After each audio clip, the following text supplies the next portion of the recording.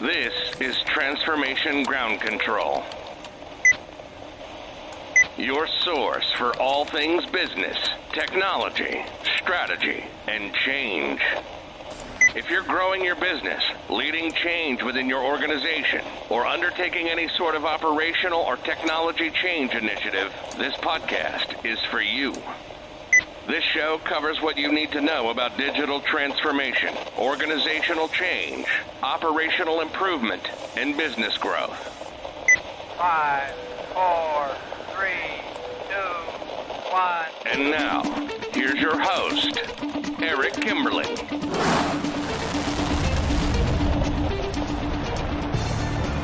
Hello, welcome to Transformation Ground Control, episode number 76. My name is Eric Kimberling. I'm here with Kyler. Kyler, welcome to the show. Thanks for having me.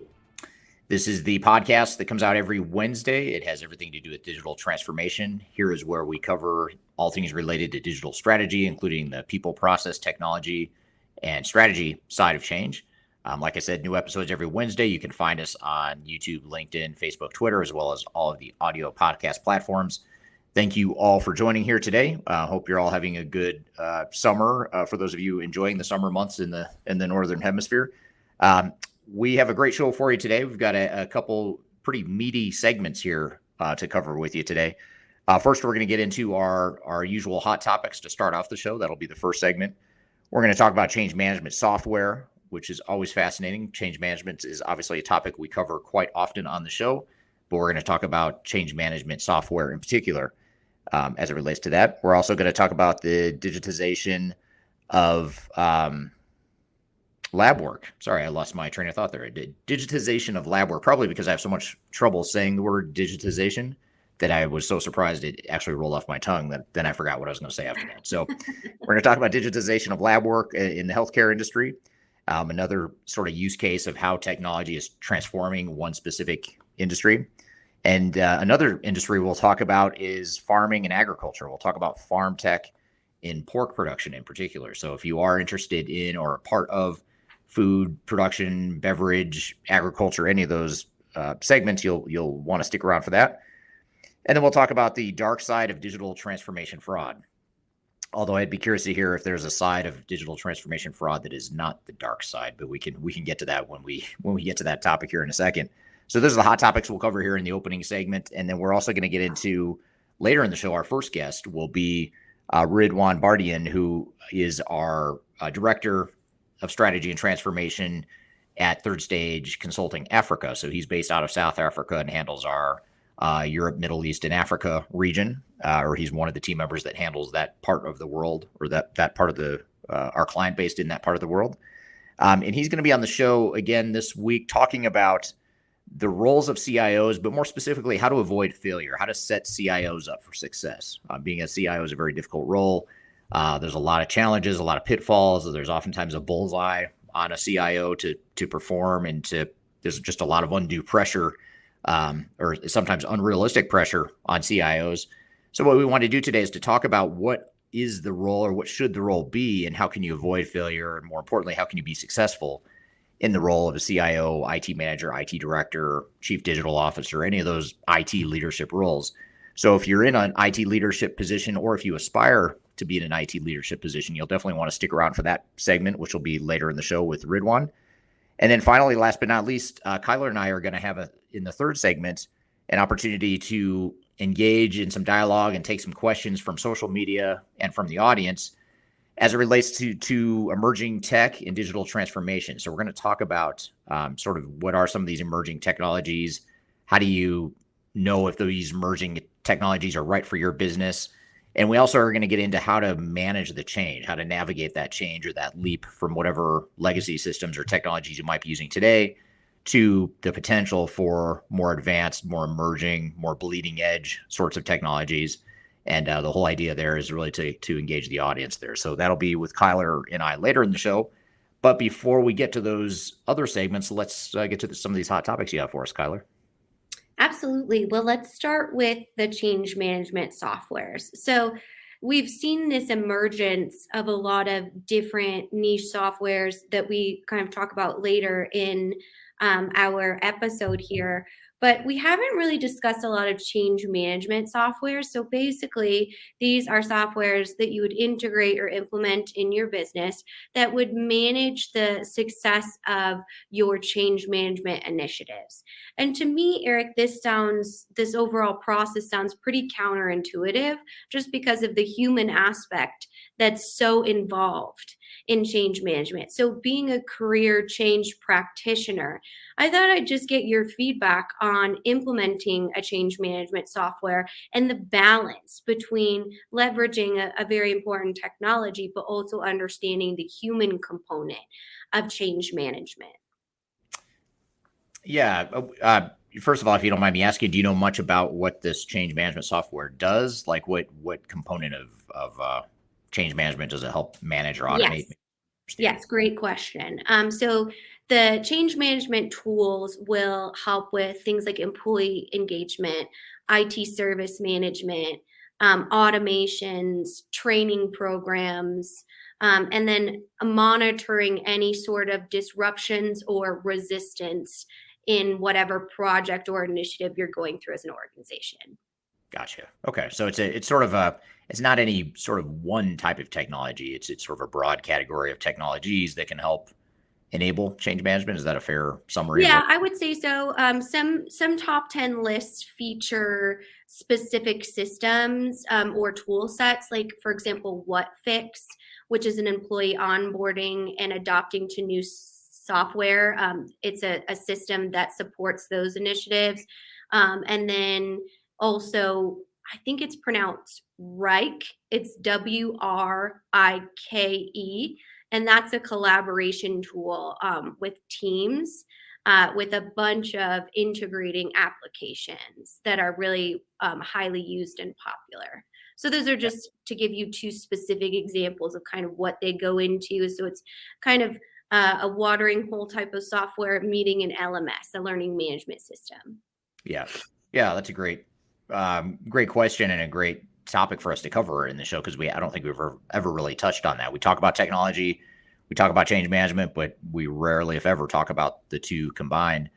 And I'd say just to add to your list too. By the way, we have a learning adoption software that we use with our clients that is called Opus, and it's a third stage branded solution that allows organizations, regardless of what technology they might be deploying, it's a way to create user training materials and that sort of thing. That's just one example. There's also like Trainual is a common user adoption type of software. So I think what you're getting at though is there's a lot of different types of technologies that can help enable adoption and change management and that sort of thing. And I think the key is really to recognize, first of all, what the change strategy is and how, what the major changes are and how it is you're going to manage and navigate those changes, and then ultimately finding the tools that are going to help you do that. I think it's really important because oftentimes when we think of technology, we are so focused on the sort of the operational core technology that we're implementing that we forget that there's actually technology that can help us do the transformation better. In this case, as it relates to change management in particular. So I think that's a really good topic and something worth thinking about too is, how can you invest more heavily to be more effective in change management and not over focus or overemphasize the core operational technology that's sort of that end state you're trying to deploy. So I think it's good stuff. I think it's an area that is underrated and probably doesn't get enough attention. Yeah, and that's a great plug. Our Opus partners will actually be on our Digital Stratosphere podcast in the next coming weeks. So be sure to subscribe to that. That's our sister shorter form podcast that Eric and I host that comes out 3 times a week. So anywhere you're getting this podcast, you can subscribe to that as well and hear from the Opus team because it's a really interesting and important piece of digital transformation. Is obviously unless you're having those high adoption rates, then you're not able to maximize your investment. So definitely an important piece of the overall puzzle of a digital transformation. Yeah, and also another example is doing an organizational assessment. We have an online tool, a technology, an automated way of gathering information from an organization to quantify and sort of scientifically break down their culture, what the strengths and weaknesses are. And it really gives us some good data points to analyze and understand how any particular client or organization is going to struggle with change and where they're not going to struggle with change as much. So it allows us to be a lot more prescriptive and focused in terms of where we invest our change management efforts. And so that's just another example of another tool that can be used to further enable and make the change management process more efficient as well. Absolutely, definitely an important piece, and sounds to me like maybe a future Eric Kimberling video. I feel it in my spidey senses. Yes, So. you'd be surprised at how many of my YouTube videos are inspired by conversations you and I have on the show, or that you and I have with other guests on the show as well. So Absolutely. I steal all of my ideas from my YouTube channel from this Absolutely. podcast. That's efficient. That's efficient right there. All the best ideas are stolen. You heard it here. Exactly. You heard it here first. Yeah. So, speaking of different environments when it comes to technology adoption, the digitization, I'm never going to be able to say it right. Yeah, don't make me say it again. Okay, I won't. I said it that time because you said it once. So now we're even. Of laboratories. So this is a really interesting concept, especially with the COVID-19 pandemic. There's obviously been a ton of research around, the spread of disease, the treatments, vaccines, those types of really emerging new research specifically around COVID-19, but also just moving forward in a public health pandemic. How do you treat it? How do you, make sure that you can get in front of any risks? So laboratories have been one of the environments that have gone through an extreme digital transformation. And using technologies, one of the barriers that we've seen in our research from these types of environment is just the lack of technology enablement. So for scientists, it can be really hard to find a software that meets their needs of experimentation, right? Because they're going through such a process regimen. But without that layer of technology or a system helping them catch variable type of data, they miss out on a lot of key findings just from, a human error aspect type of thing. So I wanted to ask you, in knowing if you're going in a very technical environment, such as a lab where it has very standardized processes and a unique environment, how do you go through selecting a software, or how do you help those types of environments and businesses go through a transformation of bringing technology that will really meet their unique needs?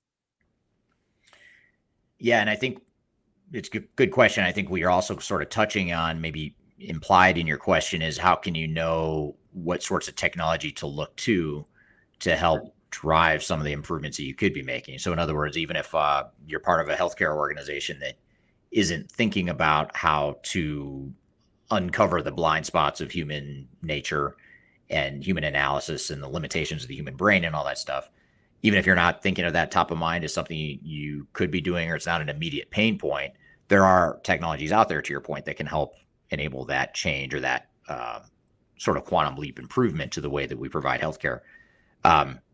Doesn't answer your question at all, but I'm sort of answering your question, which I like to do. It's my way of giving myself time to think about the real answer to your real question. But I think the key is really to define that future state and, sort of walk that fine line of defining what your business needs are first and foremost. I think you always start there, as far as what is it that we do today, where are the pain points and the breakdowns and the things we know we want to fix. What are the things that would be sort of those nice to haves, or things that we love to have based on what we know about our business.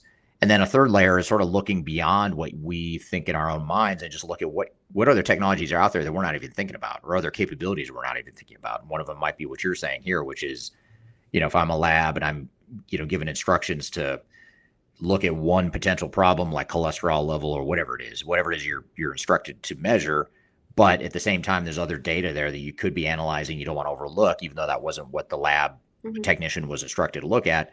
Is there a technology that can help you identify that? So I think it's an example of how a lab could add additional value. It could be an area where insurers might like it, because it's going to presumably bring down insurance costs, because now you're going to catch presumably more issues sooner, rather than waiting until someone recognizes that there's a problem and then going to get some lab work to see if it really is a problem or how big of a problem it is. So I can only imagine there's so many underlying ailments that so many people overlook that might get caught or might get picked up in lab work. So I think that's a good example of something that's not like may not be an immediate thing we need to have, and it's not a pain point necessarily, but it's a way if you're a healthcare provider of how you might be able to provide sort of a quantum leap to get ahead of your competition, provide way better service and outcomes and patient results than what you might otherwise. And I think that's true for any organization, not just in healthcare as well. And what about organizational change in that environment? And this is a complete assumption, but I feel like academics often go right up with engineers in the challenge of going through something that's their art, right? Science, and specifically in laboratory science. There is a certain finesse to how you do experimentation. What are some tactics that organizations that might be in an academia setting can amplify to ensure that their change management can meet new technologies to hopefully find additional some of those low hanging fruits in the data that might not, again, like to your point of the cholesterol example, be their main objective?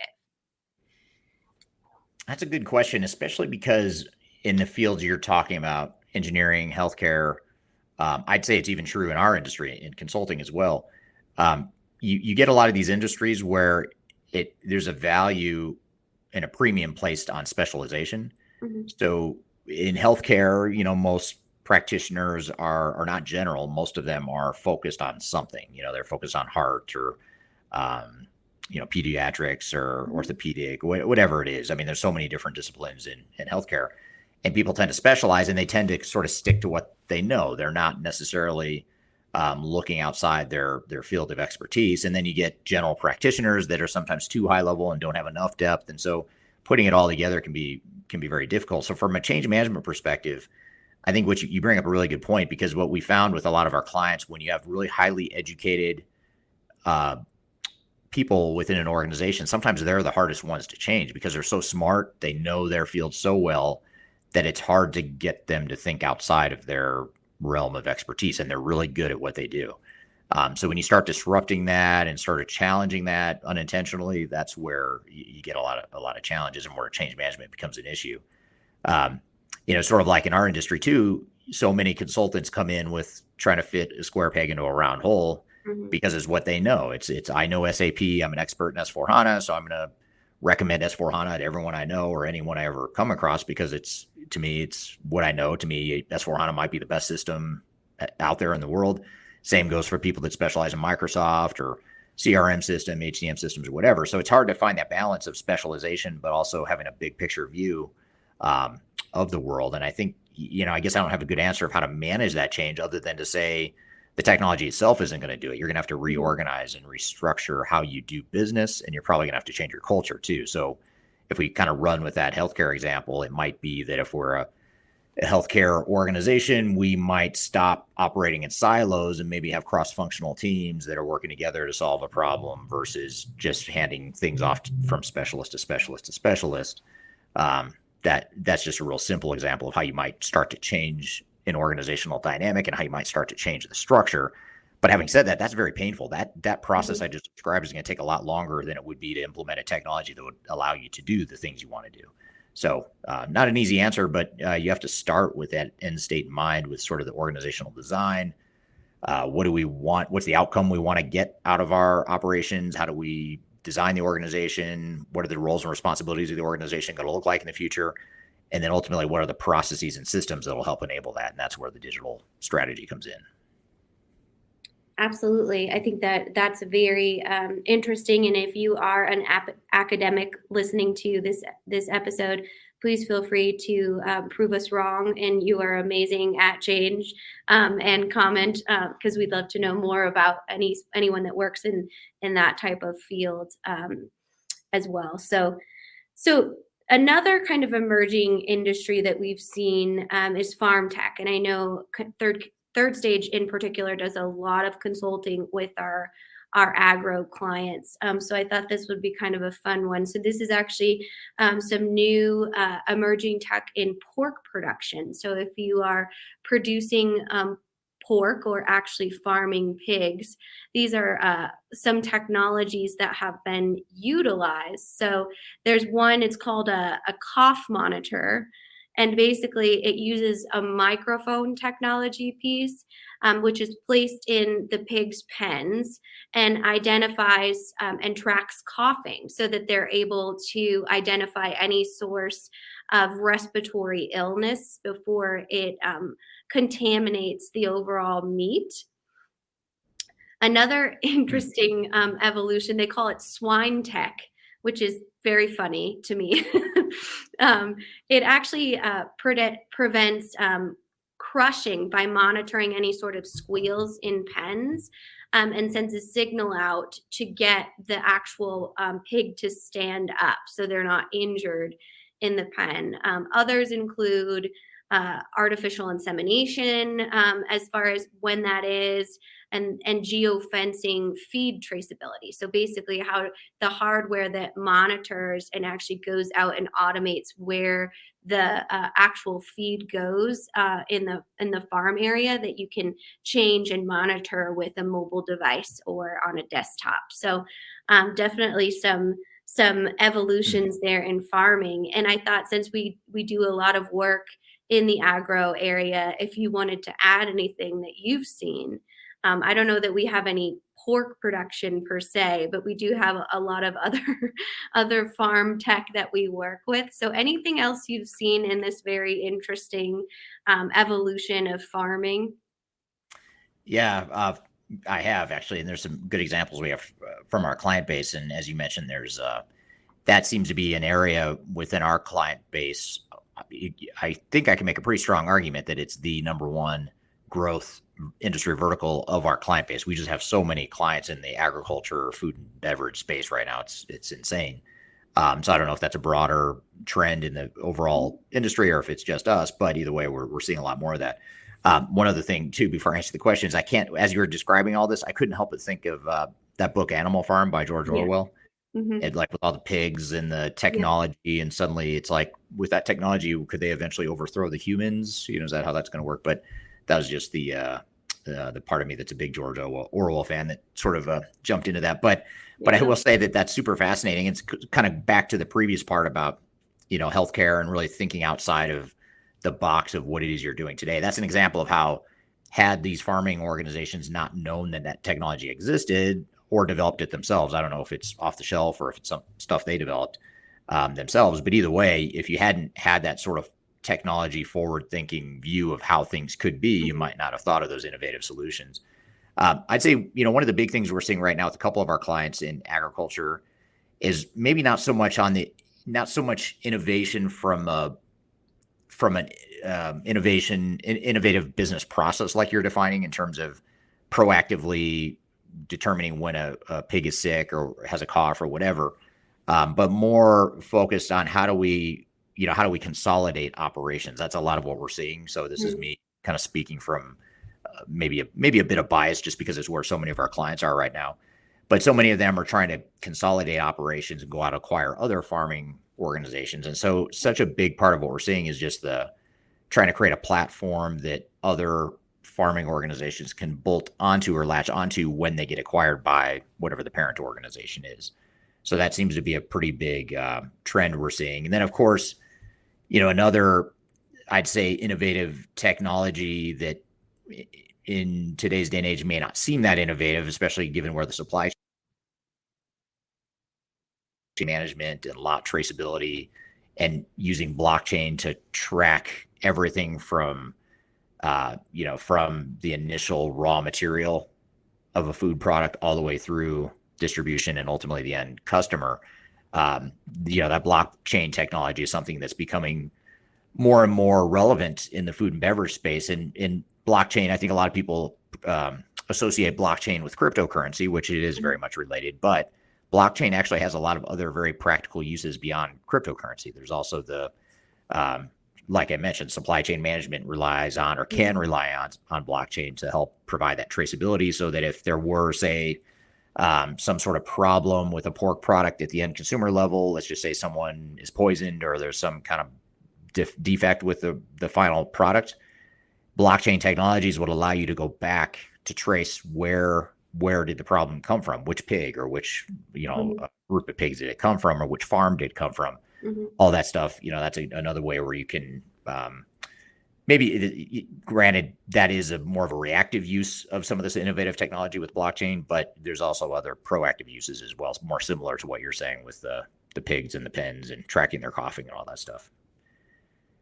Well, yeah, I think that's so interesting. I feel like maybe because farming is just such a, I mean, you could argue that farming, right, the trading of food and goods agriculturally is the birth of all business, right? So it's interesting to see how that has evolved from even the industrial revolution here in the United States and the emergence of big farming as a legitimate industry. And then now you see it go into connectivity and the Internet of Things and utilize automation and AI and those types of things. It truly has kind of survived all of those different changes in a way that they have evolved. So yeah, absolutely. So interesting. But for our last hot topic today, the dark side of digital transformation and fraud. So the dark side of digital transformation is fraud. I see. What we meant by that. So just to give you a few statistics from a 2021 study done by the Federal Trade Commission here in the United States, there were over 2.8 million reports of fraud in 2021, and that was up 76% from 2020. So year over year, that's a pretty significant increase. And what they saw in that study was because of the forced transformations that COVID-19 brought on many organizations, going through a new digital transformation, whether it be moving to an e-commerce solution, offering, additional services online in a virtual environment, those types of things, it really opened the door because many of these transformations, as you well know, were not done most effectively because it was survival mode, right? It wasn't a strategic move. It was a way for the business to survive in this forced environment. So what they have found that really that new technology equals new data, which is new assets for hackers and makes it more valuable. But the way to do that is really kind of flip the script on the data and use it as a way to better authenticate your customers, your employees, those types of things with those new technology services. So I wanted to just get your take on, everyone hates the two-factor authentication, myself included. But obviously, if you're losing into the billions, which businesses did lose in 2021 due to hacking and cybersecurity issues, what would be your recommendation for ensuring that you are using hacker defense strategies in your digital transformation? I'd say the number one thing that comes to mind is making sure that you look at both internal and external threats. So I think a lot of times when we think about cybersecurity and hackers, you're worried about outside parties hacking into your systems, and you do need to worry about that. You need to make sure that you've got the two-factor authentication and that your systems are secure, that you have sort of certified cybersecurity protocols that are being used within your systems.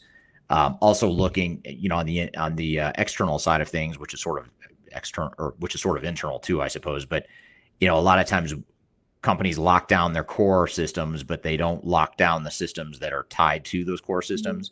So you can have all the security protocols in place you want for your core, say, ERP or financial system. But if you have another third-party system that's accessing that data and there's a loophole in that system, you're basically exposing your core operations to that.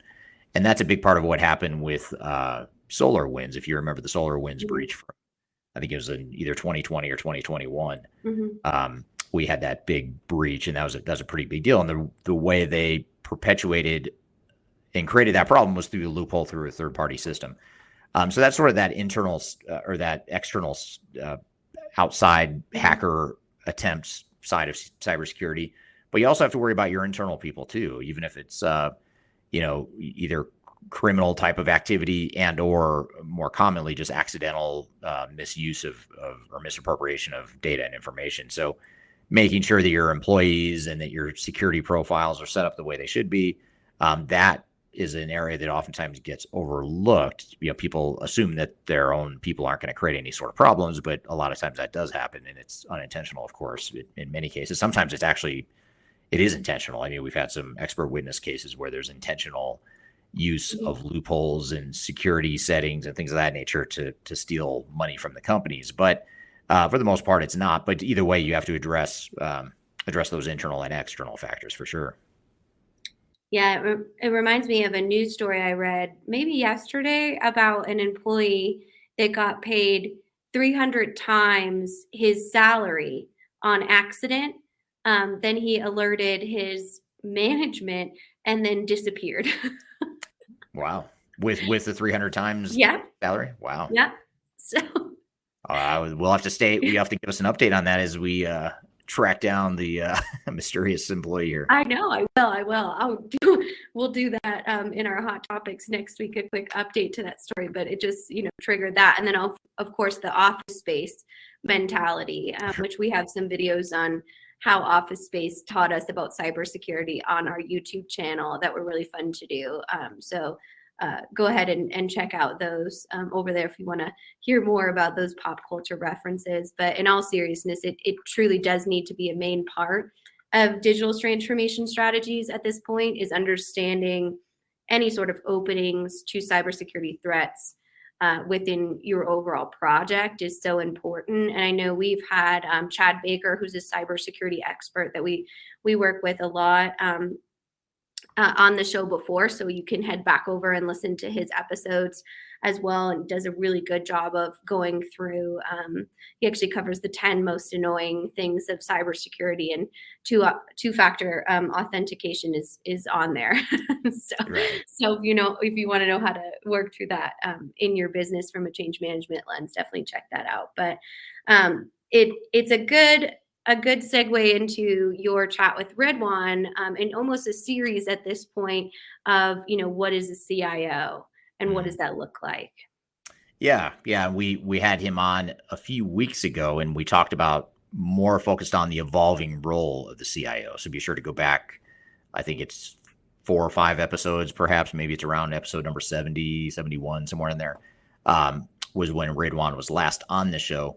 And we talked about the role of CIOs and how it's changing. And we are going to touch on that again here today, but really we want to flip it a little bit and talk about, well, in the context of this evolving role of CIOs, how is it that they can avoid failure? How can we avoid some of the challenges and common pitfalls that CIOs, IT directors, IT managers, and other IT leaders face? And how can we ensure that they navigate those well to where they're ultimately successful rather than just trying to avoid failure? So that's what we're going to talk to Ridwaan about. But first, we'll take a quick break, and we'll be back with more Transformation Ground Control.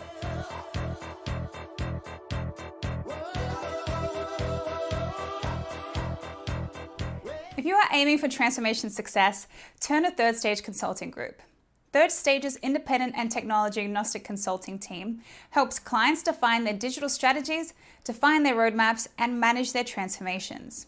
With offices in the US, Europe, and Australia, our team helps the world's most forward-thinking organizations through their transformation pitfalls and risks. If you are embarking on a digital transformation or business change initiative, contact Third Stage Consulting to see how we can help you reach the third stage of transformation success. Learn more about us and download independent reports, videos, and other best practices at thirdstage-consulting.com.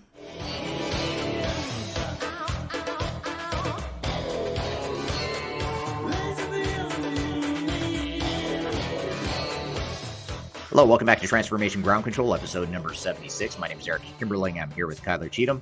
You can find new episodes every Wednesday on YouTube, LinkedIn, Facebook, Twitter, as well as all of the audio podcast platforms, including Google, Amazon, Spotify, etc. Our next guest is a returning guest who's been on a couple times in the past. It's Ridwaan Bardien from our director from our Third Stage Consulting Africa office.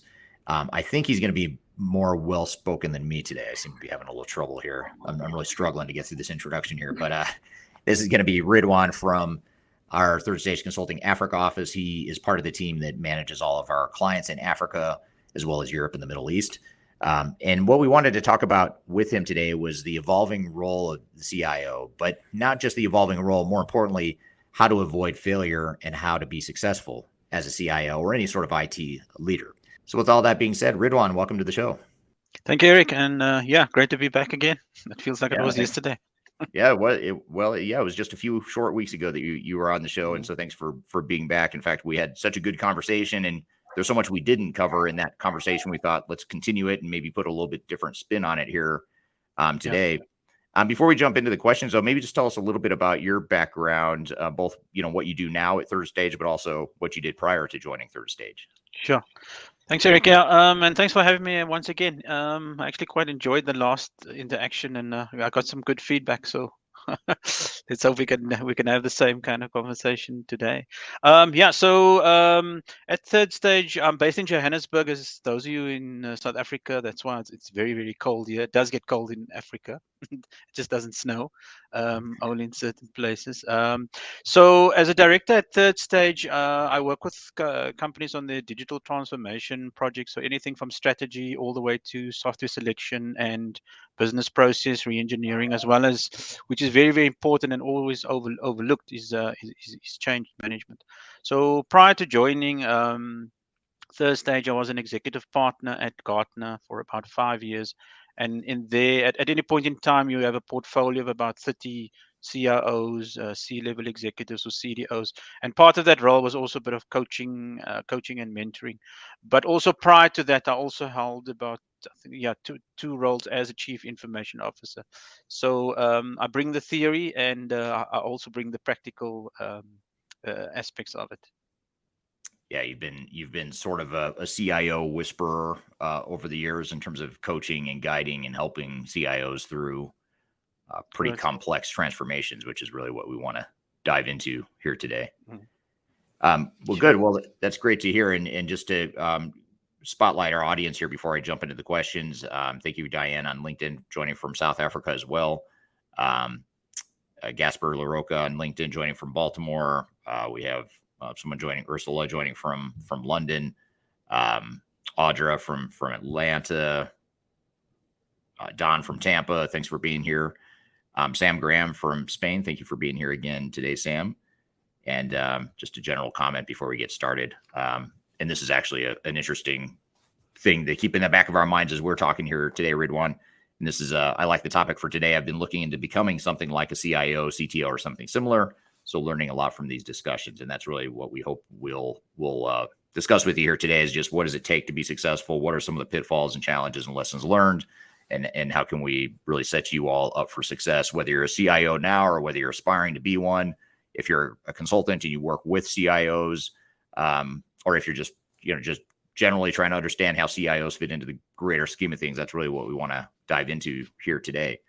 I guess just to get started, though, just to set the context or the backdrop for the discussion, maybe just tell us a little bit about what are the general responsibilities of a CIO. And when I say CIO, by the way, I'm going to kind of use that interchangeably to include chief digital officer, IT manager, IT director, just sort of the IT leader within an organization.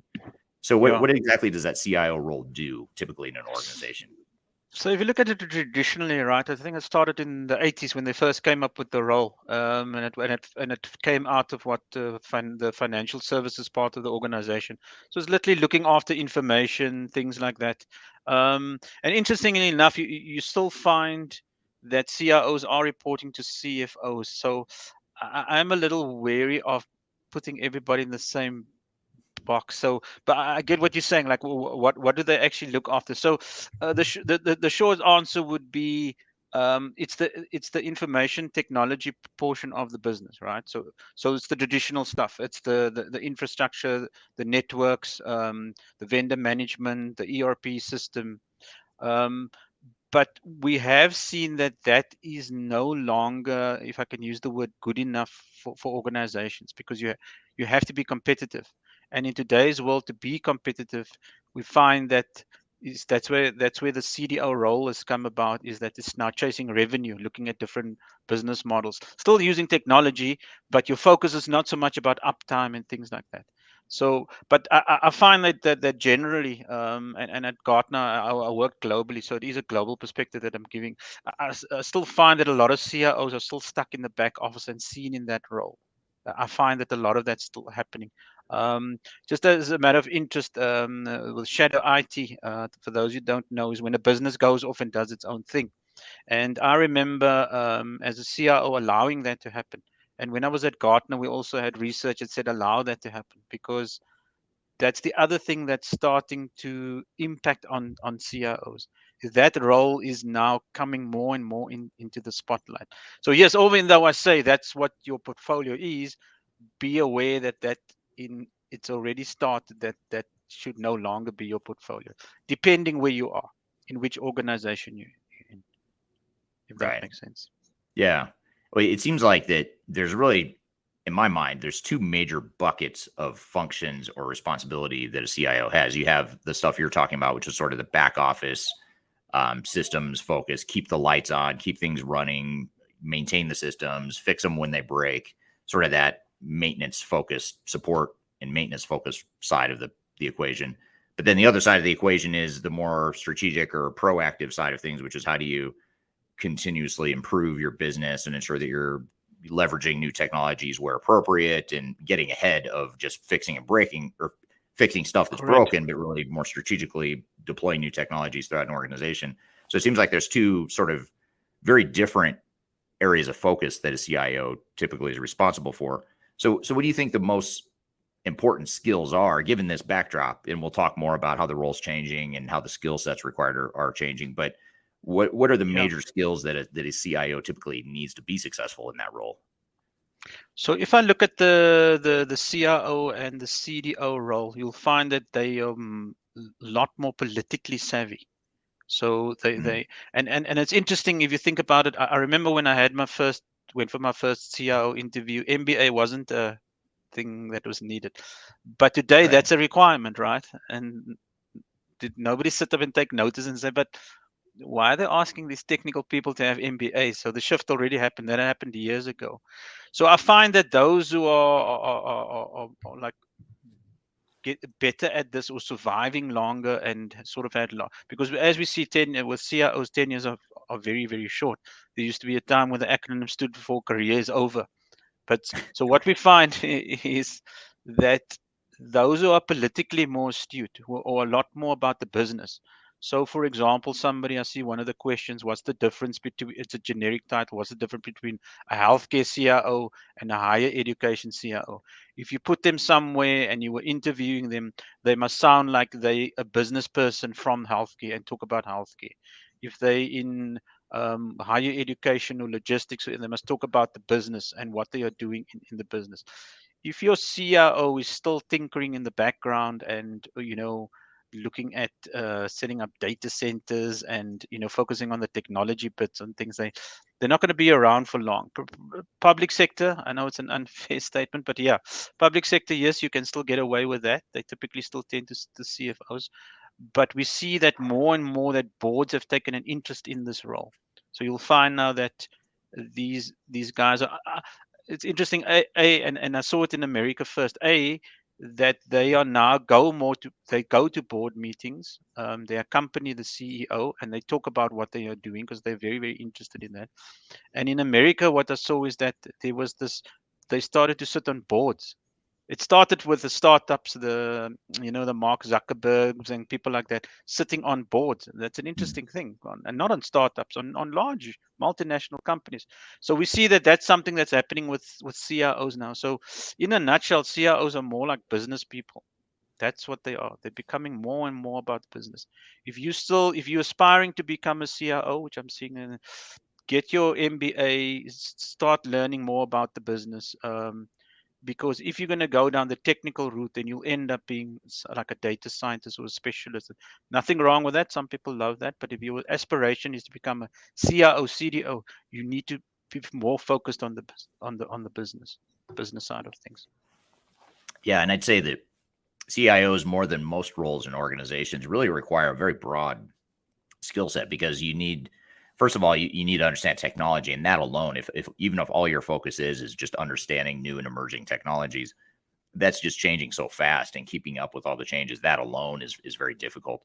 But then you add in the other skill sets that are so important, but yet oftentimes underrated with CIOs, things like, the operational business process understanding, the people and the change management, and the leadership component of transformation. Those are all very different skill sets, and it's hard to get all those skills, quite frankly. So I think that's one of the big challenges. Would you agree? Is just sort of, Correct. having depth, but also having that breadth and broad skill set that's required to be an effective leader in that role. Correct. So, and also that's so, yeah. So traditionally, you would come through as either in programming or something, and then you ended up being a CIO. That's no longer the case now, unless you're a CTO. That's a whole different. It's different from from a CIO. It's more technology focused.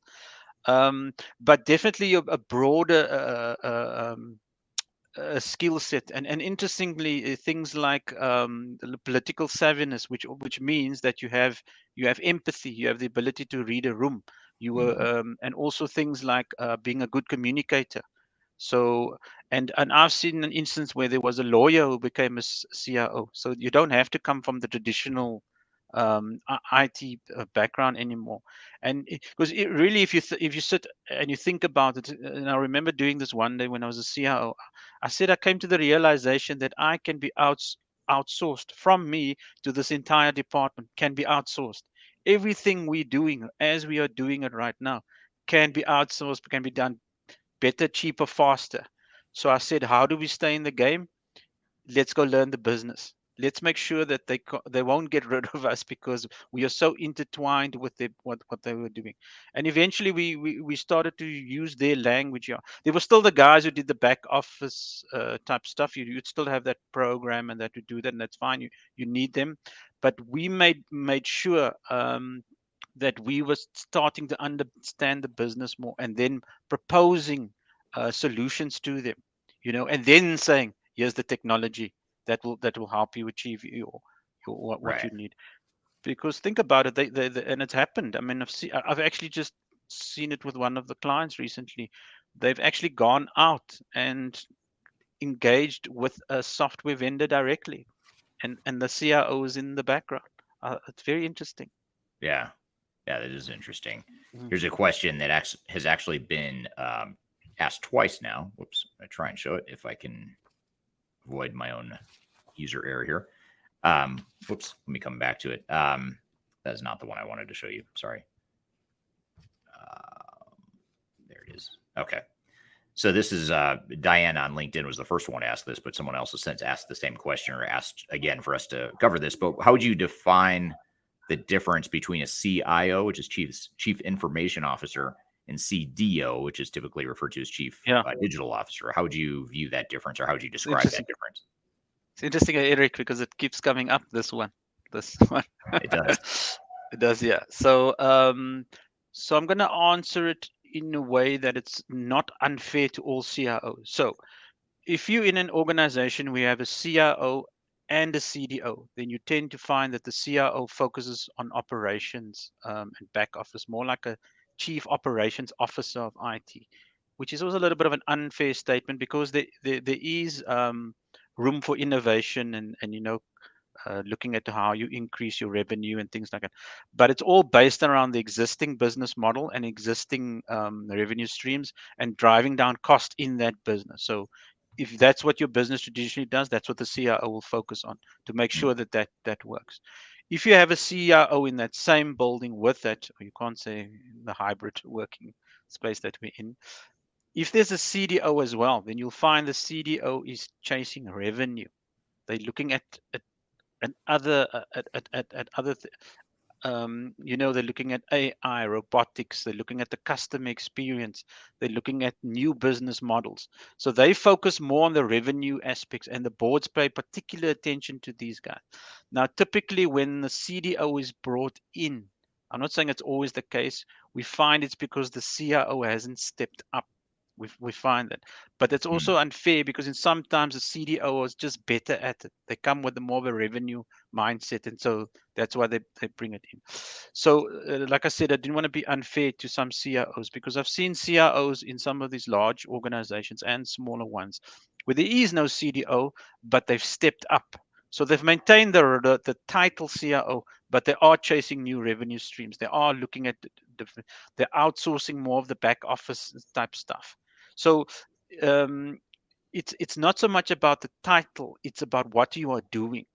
So you should be focused. If you're a CIO in a large multinational, then if you are not chasing new revenue, new ways of working, driving down cost, sitting at the boardroom and the exco and talking about the business, you're not going to be there for very long. That's Right. We've seen that. Yeah. To come to the title, what will get you fired? That will get you fired. Right. Yeah. Well, in one of the other roles or titles that it may seem like we're slicing hairs a little bit, but it's important to think this through in terms of the differences between CIO, Chief Digital Officer, but also you mentioned CTO, which is generally Chief Technology Officer. But there's also another CTO role, which is Chief Transformation Officer, which we're seeing that more and more. It's not extremely common, but we do have, a subset of our clients where they have a designated or a dedicated Chief Technology Officer, or Chief Transformation Officer role. Well, how is that different, or is that something you've seen as well? It's not common in Africa. We've not seen that, but I would assume it sounds almost like a CDO type role. That's what it sounds like. Yeah. I'm assuming it's nothing to do with organizational change management. I would assume it's more like a CDO role. Yeah. Yeah, and I think it's actually, in my opinion, it's sort of adding another layer of responsibility to what, in theory, should really be part of the CIO's role, which is leading change. So if you have Chief Transformation Officer, oftentimes that's the person that's sort of like the program manager. They're the leader of the transformation initiative. So if you have a large multi-year transformation initiative, some organizations will have a Chief Transformation Officer. Maybe not as common in Africa where you're at, but we've seen it certainly in the Americas and Europe. We've seen some clients that have that. It's not, like I said, it's not that common, but it is something we're seeing more of now than we did, 5 or 10 years ago. Interesting. We've not seen that here yet. Well, I haven't seen that. We're here with Ridwaan from Third Stage Consulting Africa, talking about how to avoid failure and how to be successful as an IT leader. We're going to continue the conversation when we return with more Transformation Ground Control.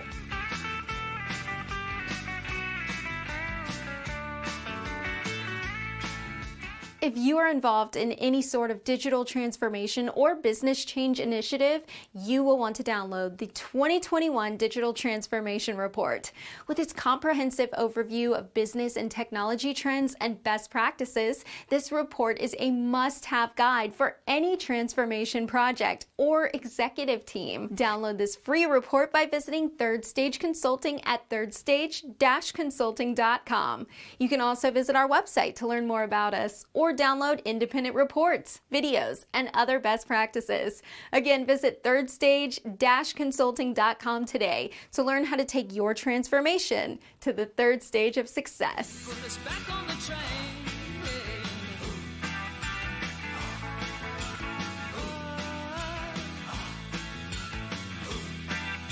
Hello, welcome back to Transformation Ground Control, episode number 76. We're here with Ridwaan from Third Stage Consulting Africa, talking about CIOs and IT leaders and how they can avoid failure and ultimately become successful. Good. I was going to actually bring up another question from the audience here, another point here, or it's actually just more of a comment. And this is from Ghassan on LinkedIn. He says, shadowing IT, if allowed, interferes with IT governance, encourages best of breed.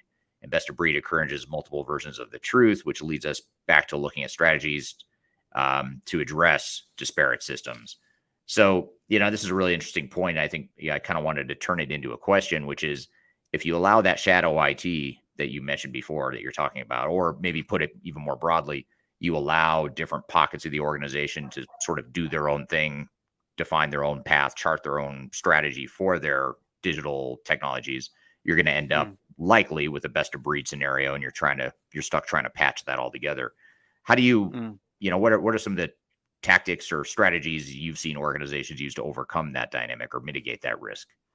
So look, you could still you're still responsible if you're the CIO, and I'll give you an interesting take on why I did it when I talk about political savviness. So, I just want to say when I was at Gartner, we used to run workshops. We have CIOs and we have to talk about these different topics. This was one of the most hotly contested, and guys would get angry.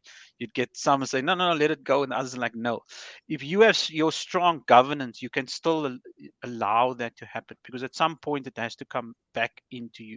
So you still maintain, you still look at what they're trying to do. If they are going off and trying to implement an ERP system, you're gonna like no. So you need there's a fine balance, right? So I'll give you an example. So that's where you bring the governance in. What is it that they are doing? If they are exploring front end stuff, a new website, you allow that. You pick your battles. You can't be a Dr. No and try and do everything. The business will bypass you because you'll find that especially today here's the challenging bit, right? The resources they can find to do stuff with them you can't get anymore or retain. You can't get that. You'll get that person in and one to then they're out the door. They can go and buy that and outsource it, and so they'll do it. So you just work with, you partner with them. So I came across this in my career, and this is where political savviness came in. It was the chief or operations officer, and I had a good relationship with him, and he used to support each other at Exco and things like that. And then he went off and he wanted to do his own data analytics thing. I didn't have the team for it, and then I had a my team was fighting me. Why are you allowing this to happen? And I did it for political reasons. So I stayed close to it, but I let him do his thing. And by me letting, and we worked together, eventually it came back to me. Imagine if I said to him, "No, you will not do that," and then so you've got to be. That's what I'm talking about. That political savviness, astuteness.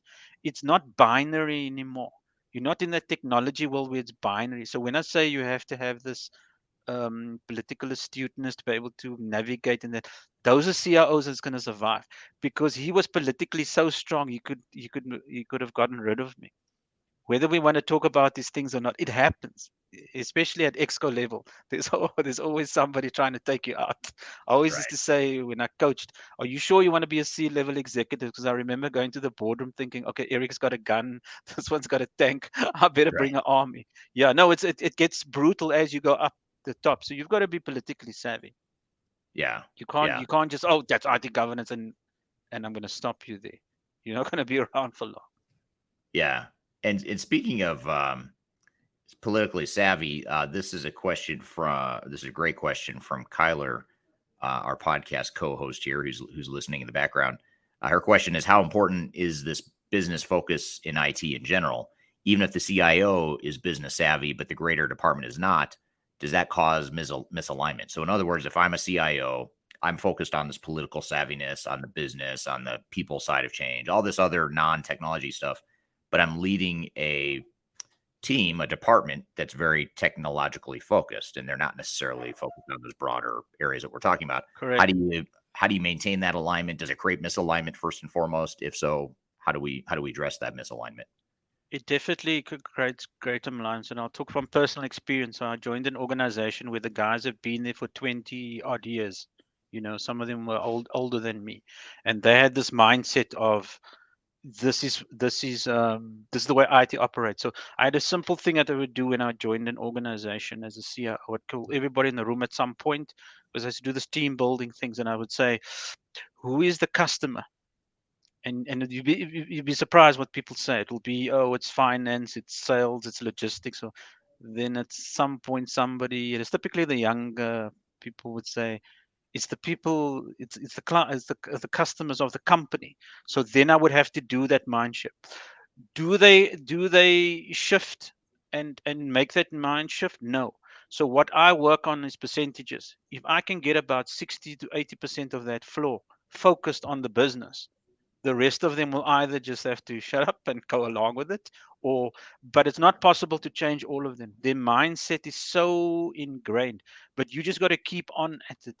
Now what helps you make that change is when the so typically, if you think about it, if you go into an organization where IT is not performing, they're not delivering, they're not helping, they're not focused on the true customer, then they seem to be back office, right? So if you come in and you making this change, and there's people in your team now, you know, it's not like they're cheering when they see us coming along, but they're more receptive to us, and they see the change, and people want to come and work in IT. That's what helps you, because it's not about what I'm saying. Because if even if they still calling them the customer, the internal, who's now happy and saying this is great, we like this, that kind of keeps you at bay. You're not going to change everybody's mindset, but that's how you help make the change. It's not just you in that department, because ultimately, if you're offering a great service and the revenue is growing, and you know board members are singing your praises and your team's praise and things, that helps make the change. But are Yeah. you going to get 100% on board? No, it's not possible. I found. Right. Yeah, just get Well, it's enough. almost like even if you have these resources that are very heavily focused on technology, and let's just say, you know, you mentioned that 60 to 80% of them are going to come along and sort of transition to this more broader business focused mindset. But let's just say they don't, and you've got that subset of people that are extremely technical. They just like to build stuff. They like to be techies, for lack of a better word. They don't necessarily want to deal with the people or the process or the strategy side of things. Your job as a CIO in that situation, in my opinion, is oftentimes to be sort of a business analyst or a business architect, someone that can take the business needs and objectives and translate that into something that's more technical, but aligns with what the overarching goals and strategies of the organization are. Correct. So if you can do Correct. that well, then it's probably okay if you have a subset of people that are just technically focused, but it just puts more pressure on you as a leader to be able to do that translation and that interpretation of what the business needs are into the Correct. technical needs.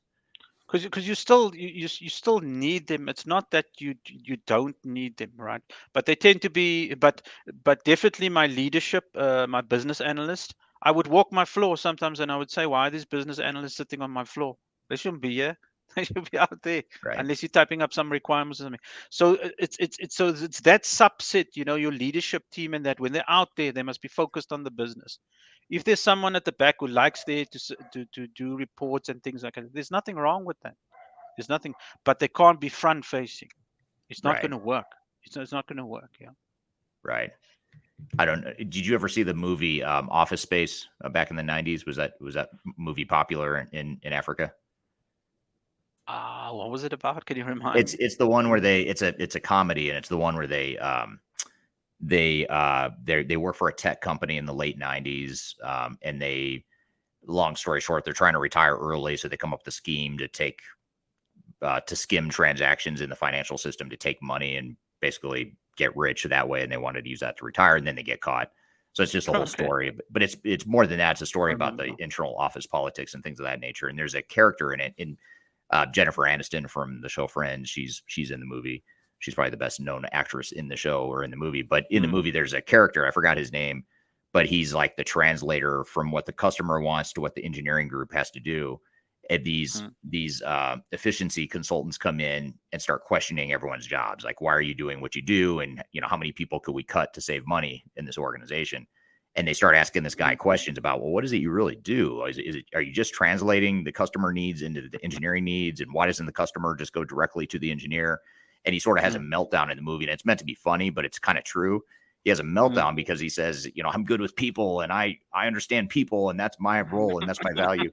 But it's a really funny scene in the movie, but it Funny. kind of reminds me what we're talking about here reminds me of that, because that is sort of what the CIO has to do. Is you have to take all these crazy ideas that the business has, and you then have to translate it into something that the IT group can do. And if you don't have that effective CIO role there, you sort of, you cut out the middleman, but you need that Yeah. middleman or middle woman there to be able to translate those needs Correct. into the organization.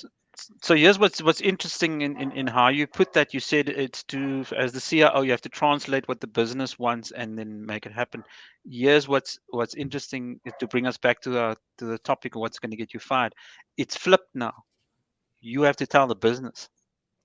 Right. You have to make sure your army is going to follow you to go and do what you need to do. So it is a bit of a balancing. It's a little bit of Great both. point. Yeah, there's always they come and they'll tell you this is our strategy, things like that. But you'll find that a lot more now CIOs will be leading. So Yeah. if we look at like one of our banks who won the most innovative award a few years back, was where the CEO realized the importance of IT. So he brought them to the foreground. I always used to say that if you go to these strategy sessions and you on day 2, the last person to present is the CIO, you're in trouble. Right. Because it's like, this is our strategy. You just need to enable it. It's flipped now because you need to tell them, but we can use AI now. We should be using chatbots now on the front. We should be, yeah. So that's the change that I'm seeing. Yeah, or That's a great started already. That's a great point. It's sort of you're right. It's a back and forth. It's a balancing act. You have business needs that are known by the organization that you have to translate into technical needs. But then there's emerging technologies, newer technologies that the business may not even know about or realize could help Correct. improve their business. So you have to know the business well enough and follow the business well enough to also be able to lead the business to say, you could use robotic process automation or human capital management software, whatever the needs are. There's all these Correct. different technologies out there you could be deploying. So that's more the technical piece, being able to recognize where the technology could best fit within the business and within the Fit in that, organization. yeah. So it's also a difficult role. I'm just thinking now because a lot of it is about shifting mindsets. So I coined this. I mean, I didn't coin the term. Gartner coined the term, and I used it. Said I was a digital evangelist. So you almost have to go out and hammer at the board level, at the, even within your own team, to make the shift to digital. Digital Right. doesn't just happen because you've got a great digital strategy. It happens because people want to make that change. It's a huge part of that change that you have to do. So I think the role is becoming even more difficult now, Yeah, actually, if you I think agree. about it. There's Mm, just a lot of stuff you need to know and be good at to be effective in that mm. role.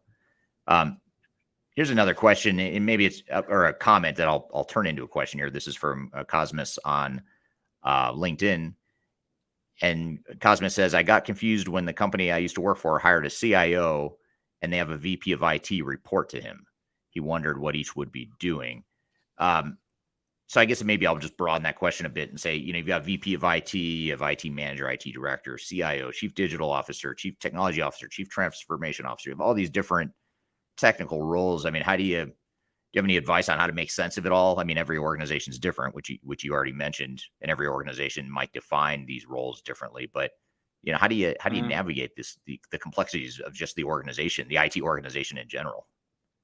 So it's interesting. I was talking to somebody that I hadn't worked with in years, and he said he phoned me about something, and he was talking. He said he watched our last live stream, and he said I liked what you said. And there was, he said, you said, I think I said one of my pet peeves is the title.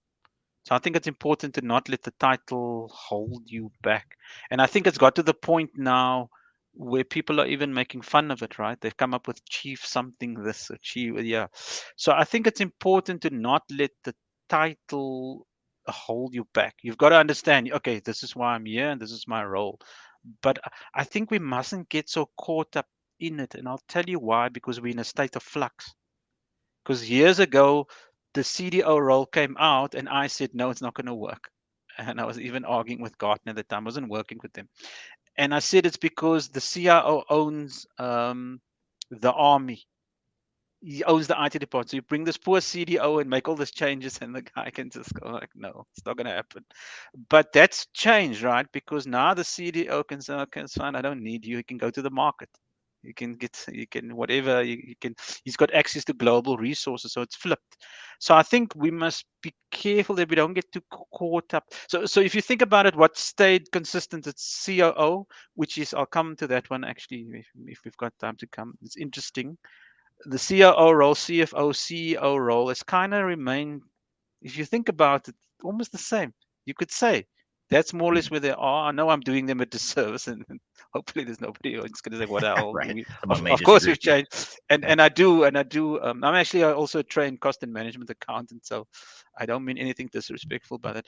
But you kind of know what they are, right? But the CIO role is an evolving role, is a changing role. I mean, when last did we hear that the CEO is an evolving role? Or a CFO is involved. But now, so obviously we're coming up with this, like, what are we now? CTO, CIO, CDO. But I think the point I'm trying to make is, whatever your title is, if it's a senior executive role and it's in a large organization, typically you need to focus on the business and use IT to drive revenue, drive down cost, grow the business, and be a senior executive. That's what you need to get, to understand. What I have seen was interesting. I've seen this in Africa, where a CIO reports to a CTO. Right. And the reason that happened was because they couldn't get rid of the CIO, but they needed to bring somebody into this. Okay, we'll call you CTO and then make the CIO report to you. So I think we must be careful not to get too caught up in it. I think we're kind of lucky in IT that we're fluid. We've changed over the years. So the CIO title will, I think I said it on the long, will be called something else. It's will be moved on. It's going to change anyway. Yeah, it's a misleading title in my opinion to call it Chief Information Mm. Officer. I don't think Doesn't make sense anymore. Yeah, in the 80s it did, because that's what you're Yeah. focused on, is information and how do we digitize, just basic computerization of our data and our systems. But now it's evolved quite a bit. Mm.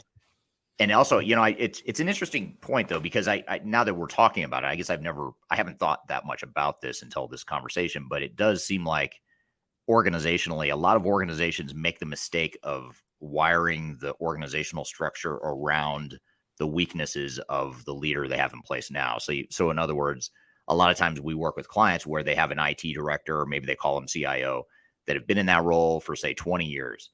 And they are tasked with leading some sort of transformation. We need to overhaul our systems or put in new technologies or just get caught up to the 21st century. And that person doesn't have the skill set or the competency. So they end up creating another role like a chief, transformation officer, or a chief digital officer, whatever it is.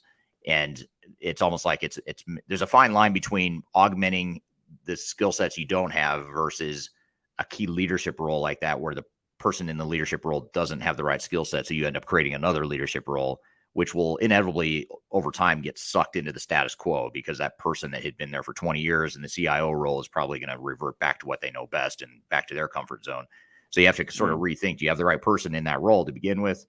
Do you maybe need to put in someone over that person that used to be an effective CIO, but now that the role has evolved, that person hasn't been able to keep up? Maybe you need someone over them that sort of provides that. And that's obviously a very messy, correct, organizational dynamic, but it seems like more organizations need to be a little more strategic rather than just throwing a Band-Aid on the problem.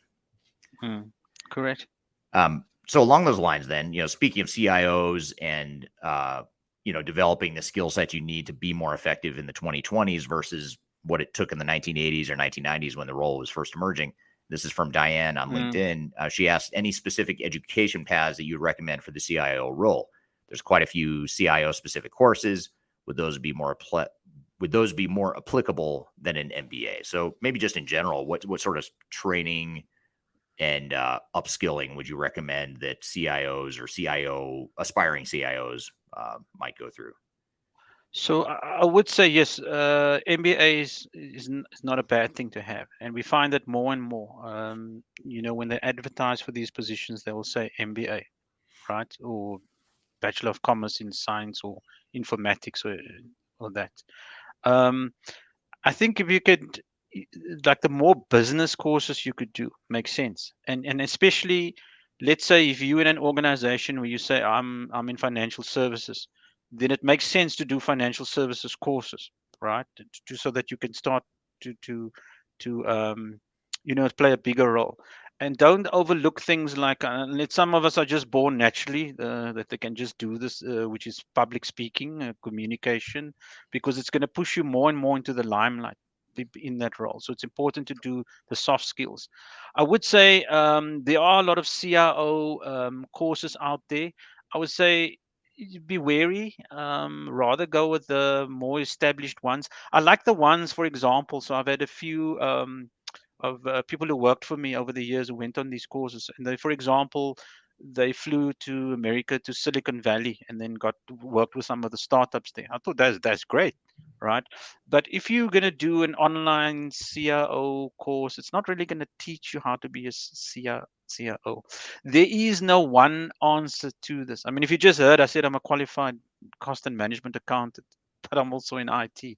But it helped me with budgeting and things like that. So I think the MBA definitely tick that one. If you want to do a CIO course, make sure it's something reputable. Ask around, see what, and go and look at what they're actually going to do. Right? Well, what are they actually going to offer you on this that an MBA might offer you? Because everybody climbs on the bandwagon and say, "Oh, CIO," and then education, and then just teach you the bland sort of stuff. But I think the other important thing is don't look at the soft skill stuff. Do those. Try and get an executive coach, for example, if that will help you. But Right. but you need to be almost like an all-rounder. That's my feeling. Yeah. Yeah, and there's a shameless plug for some of Third Stage's content. Third Stage Consulting, the company that you and I both work for, has quite a bit of content out there that's meant to be educational, informative, and helping CIOs and leaders, just understand some of the technologies and some of the digital strategies that are most effective in today's world. So if you go to the Third Stage, either Third Stage Consulting and or my own personal YouTube channels and LinkedIn pages, both of those are good avenues that, we post different content on those two channels.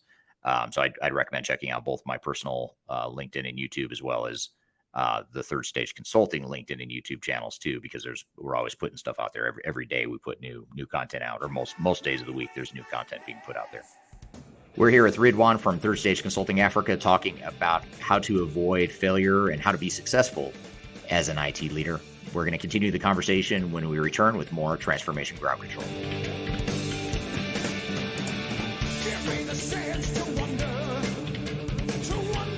If you are aiming for transformation success, turn to Third Stage Consulting Group. Third Stage's independent and technology agnostic consulting team helps clients define their digital strategies, define their roadmaps, and manage their transformations. With offices in the US, Europe, and Australia, our team helps the world's most forward-thinking organizations through their transformation pitfalls and risks. If you are embarking on a digital transformation or business change initiative, contact Third Stage Consulting to see how we can help you reach the third stage of transformation success. Learn more about us and download independent reports, videos, and other best practices at thirdstage-consulting.com.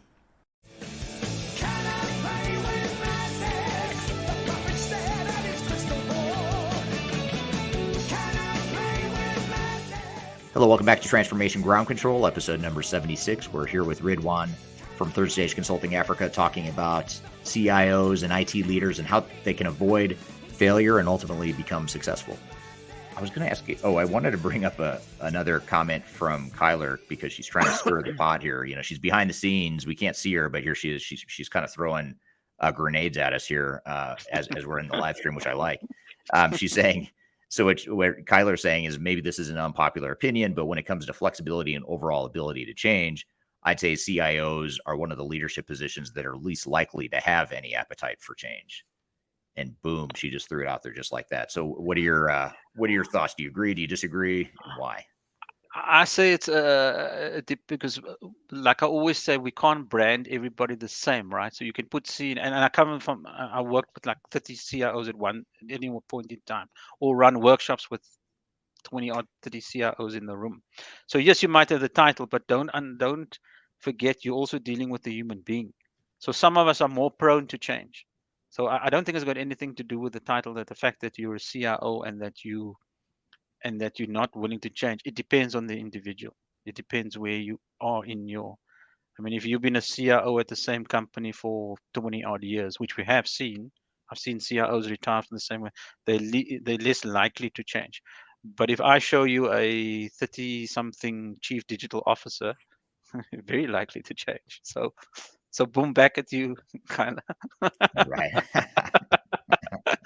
Throws another one. Right. Well, here's another bombshell while we're on the thread here, and this is from Sam on LinkedIn. I really like this question as well, and it's sort of taking a dig at executive teams throughout the world. So I'd be curious to get the audience's perspective on this too, but I'll ask you first, Ridwaan. Is there a problem when CXOs who can build a spreadsheet think they know more than the CIO, CDO, or CTO? which I think is a super funny question, but yet very relevant, very true. You get, It's a people. funny. So I would have come across this kind of a problem. I was never CEO of a smaller organization, but coming through the ranks as a support person, or what they used to call us, if you remember, system administrators, or Yeah. and then we became like IT managers. Yes, then I would deal with those kind of individuals. So that was many years ago. But once you start working for the bigger organizations, and I didn't come across that. So it'd be interesting what the audience say. What I did come across, what I used to call the brother-in-law syndrome. So you would be at the office, and then your CEO would come and call you to his office to talk to you about some new thing that his brother-in-law, when they were when they were playing golf, he told him about. Did you Right. hear about this thing called chatbots? And like, why are you guys not doing it? And then that's what I used to call brother-in-law syndrome. But I think this is something different, right? So basically, you're saying you've, and it's interesting because let's be honest, if you're a CIO that's been in the game for a long time, you are faced with a workforce, because I think we've got something like 3 different generations in the workplace now. You are faced with younger people there. They might be more technology savvy than you. It is. So what do you have to back yourself up is your leadership skills, your experience. So that's how you bat that back. But I've never had that where a CEO said, I'm good at a spreadsheet, so I know more than you. I'd like Right. to hear what the audience says. I've never come across that Right. as a Yeah. CIO. And No. I think it's, it's maybe a way to broaden that question or statement is just a, lack of understanding of technologies and what modern technologies can do beyond what a spreadsheet can do. And how do you, when an executive thinks they've got the answers, they think they have it figured out, but they don't fully understand the technology. Mm. Maybe that's the broader question there. I don't know if And that that's a matter again of is more. education. No, sorry, but again, that's more of a personality thing, isn't it? I mean, it doesn't Yeah. matter. And I can tell you now, that guy is telling his CFO he knows more than the CFO, and he's telling his whoever I know more than you, and he's telling, yeah. Right. Right. And here's Well, you have at least one person on the line that agrees with a comment you made earlier, Ridwaan, and this is from Donald on LinkedIn. He says, "You don't know the craziness I see from the executive level in the government." Um, and then his yeah. follow that kind of builds on what you'd said earlier. But this is actually an even more important point that he makes as a follow up. This is also from Donald on LinkedIn. He says they think IT is only help desk, and I think that's a difficult mindset shift, not just for IT leaders, but also for organizations in general, is to view Mm. IT not as a help desk, not as just a support function, but more of a strategic enabler of the organization. I know it's a Yeah. big question, but how do you recommend organizations navigate that So challenge? it's going to be a bit unfair how I'm going to answer, but also I'll give another perspective of why I think it's the other way that sometimes, right? So that my initial reaction to that is, well, then your CIO should be more strategic, right? Which we know. If you're in a multinational, let's think about it. Let's choose one of the big multinational, and they think IT is only help desk. Something wrong with that CIO, right? Because he's got the opportunity to be whatever, or she. But I think Donald's talking about it in government, and I've had the experience in government. Yes, then I understand that, because they do have a different mindset, a different. It's not profit driven. It's more politically motivated, and you typically find in government that, and it's interesting that CIOs not only report to and have the title CIO, not only report to the CFO, they also report to the corporate services executive, not even the COO. So they're seen as corporate services. So that's where that mindset, oh, it's just a help thing. Because let's be honest, in government, how crazy can you get? Actually, Right. you can't. And the other problem you have there is that your leadership. Well, we see that in Africa changes very often in government. There's a lot of churn at that Right. level. Yeah. Right. Right. Mhm. So, what are some of the biggest mistakes that you see CIOs make, and that you've seen them make in recent years? So I think when they become complacent, so if you think, and I think I spoke about it last time, it's this thing of urgency addiction. So, and I had it coming through IT, I came through the help desk. You wait for something to go wrong, or you go and tinker so that something can go wrong. It's that Right. to get, yeah. So what I find is that You can't wait. You can't be an order taker. Don't sit back and wait for the business to ask you for something. So I've done that. That was great, right? We rolled out X number of laptops and everybody's that's fantastic. But you got to go back to, once you've done that, you can't just rest on your laurels. You got to go and look for something else now. What else can I do? How else can I make a difference in the business? Because I think the thing that I find, especially when the guys get older, is when things start humming and you have something like a 99% uptime, they tend to, okay, I'm gonna wait it out now.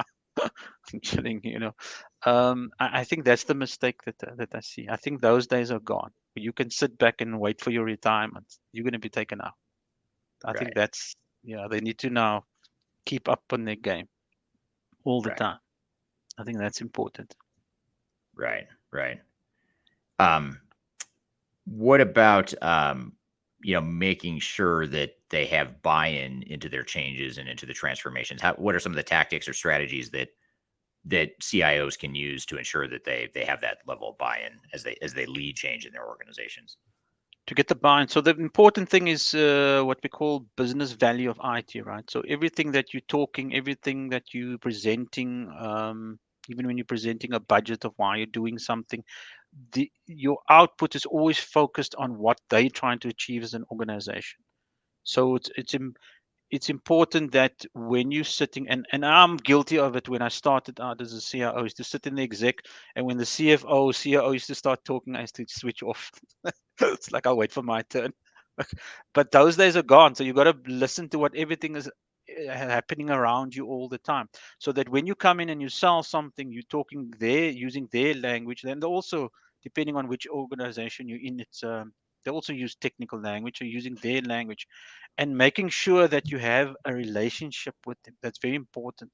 Like I use that example of the COO. We used to support each other on certain initiatives, you know. And that's why I kind of allowed him to do his shadow IT, so that when I came and said, "Hey, I want to do this," so it's about being politically savvy, being aware, because sometimes you think, "Man, this is a great thing. AI is the best thing for this company ever." I've done all the research, I've looked at all the white papers, and then you come in and you try and sell it like that. Like, what the hell? You got to talk to, what do they say in change management? I mean, heart, minds, and feet. I think it is. So that's what you need to do. So you have to be a bit of a change agent and understand these human traits, I think, to get them Yeah. to make the change. People don't change because it's the right thing to do. People Right. change because they feel passionate about it, or they want to make the change. If that makes sense. Right. Yeah, absolutely. Mm. Here's a comment from LinkedIn. Being purely reactive has come and gone. You have to focus on how to be proactive and only be reactive on those edge cases. 100%. That Yeah. makes a lot of sense given everything we're talking about how the role has evolved since the Mm. 1980s. That's definitely true here today. Yeah. So I guess just to one more question, then I'll have sort of a capstone question to come to follow up on. But what tech trends should CIOs be most aware of in the 2020s? So we've sort of touched on a few different things like AI and Yeah. robotic process automation and stuff like that. But what are some of Yeah. the different things that we should be aware of, or challenges we should be aware of, or I'm sorry, trends we should be aware of with technology? So I think this whole, it's very topical at the moment, and it's a real thing. It's the whole hybrid working, right? It's people being able to work anywhere. I think that's like a very, very important right now, and I think it's going to be top of mind because of retaining talent, things like that. My stepson is in IT, and he's very upset because he has to go back to an office. So somebody like him could decide, hey, I'm going to do hybrid work. So I think it's important to enable that. How do you enable that as a CIO, hybrid working for employees? And then I want to turn the thing about what tech trends you should be watching, and I'll tell you why I'm going to say it like this. So remember, I come from Gartner. We used to have this top 10 technology trends, and all these trends, and I can say it now because I've left. A lot of those trends are not relevant to you. So the way you need to look at this is from a customer perspective, which Peter Drucker used to call the outside in. How does your customer interact with you, right? What is it in? Then what are the tech trends that's gonna then change that? And then on the other end, you look at it the way Steve Jobs said. He said the customer doesn't know what he wants, so I will create these kind of things. So I Yeah. think when you look at this stuff, don't get caught up in the hype. Yes, there's some stuff we can't deny. Becoming data-driven organizations. People ask me, why did I do digital transformation? I said I'm putting things in place because I want the data. Because the data, then I could give it to AI. If I had data, I could start predicting. So I think that's the important thing is to look at it not so much from what are the technology trends, what are the customer trends, what's happening with your customer, and then you apply your technology to that. And then it's a little bit of both. And you look at so what are some of the important trends? I think it's that whole hybrid working, so that people can work from everywhere. AI most definitely is not going away. If anything, it's going augmented reality, virtual reality, the metaverse. People still laugh at me when I talk about that, but if Snoop Dogg is in there, it's the place. It's the place to be. So It's starting to get mainstream if he's embracing it. yeah, it's slowly but surely. So I think look at it like that from from what is your customer, what is impacting on your customer in terms of technology trends, and then go there. Then make sure you're in that space, because if you're not, your competitor's going to be there while you playing around with this latest technology in house. Right. If that makes sense. Yeah, and I think it's you hit a good point, which is there's a fine line between um, adopting emerging technologies where appropriate, where the business needs are, but there's a temptation to go too far and to go too far down the Steve Jobs path, which is let's envision something that the organization could adopt to. And you want some of that, but if you go too far, what ends up happening is you end up with a bunch of shelfware. You overinvest in a bunch of technology that you can't get business value out of. Steve Jobs, it's easy to emulate or to want to emulate Steve Jobs, but he really was a sort of a once in a lifetime sort of technology leader. Correct. Most people just aren't at that level, and not to dismiss the intelligence of the rest of us in the world, but he's just on a whole different planet, really, in terms of intelligence and his vision. So you can have some Steve Jobs. You just don't want to go too far, because if you get too far, if you try to go too far down that path, we see a lot of organizations that, like Metaverse is a great example. If you could double down on the Metaverse right now, but what are you going to do with it as a business? What you're going to sit on that technology and try and figure it out for years, and maybe it'll pay off someday, but there's also a likelihood that you distract the organization, you overinvest in technology that's not mature yet, it doesn't support your business needs, and it creates a lot of challenges. So I think there's a balancing act that's needed there. 100%. Yeah. So I guess the last question I have for you, just to wrap up the conversation here, is what is the biggest single piece of advice that you would give to either to people that are already CIOs or people that are aspiring to be a CIO? What advice or what takeaways would you leave them with so they could be more successful in their jobs? So I think it's leadership, right? So this whole thing about transformative leadership. So move away from, it's been around for a while. So move away from the whole transactional leadership to more transformational leadership. And then it's about like almost like what we're doing now. It's like getting your profile out there, doing more public speaking, getting seen as a thought leader, that kind of thing, because that's what actually organizations are looking for as well. They want the CIOs to be at the front of, so that people are interested in their companies, because it's a way of revenue generation down the line. Oh, this is a thought leader, this is a great company, and also to attract talent to your company. So still do the courses, your IT courses, that if you're coming through the ranks, because I'm sure both you and South Eric will tell any youngster that pay your school fees. Right.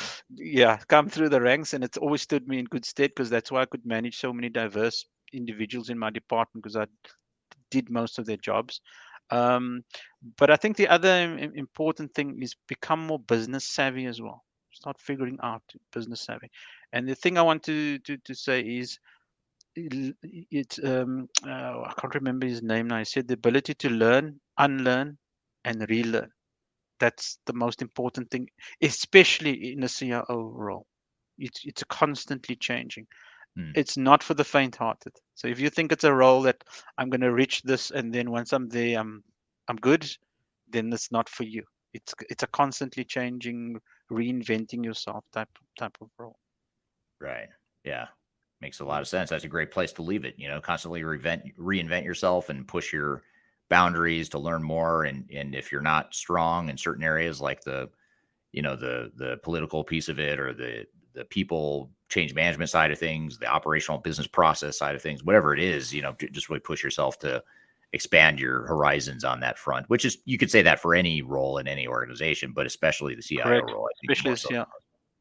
All right. Thank you, Ridwaan. Great conversation. Appreciate having you on the show. That was very helpful, especially if you are an existing or an aspiring IT leader. Hopefully you found that helpful. And we found it so helpful that we have a couple points we're going to unpack here. But first, we're going to take a quick break, and we'll be right back with more Transformation Ground Control.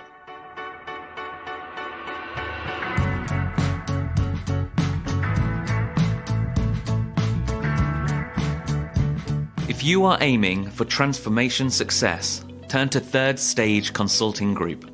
Third Stage's independent and technology agnostic consulting team helps clients define their digital strategies, define their roadmaps, and manage their transformations. With offices in the US, Europe, and Australia, our team helps the world's most forward-thinking organizations through their transformation pitfalls and risks. If you are embarking on a digital transformation or business change initiative, contact Third Stage Consulting to see how we can help you reach the third stage of transformation success. Learn more about us and download independent reports, videos, and other best practices at thirdstageconsulting.com.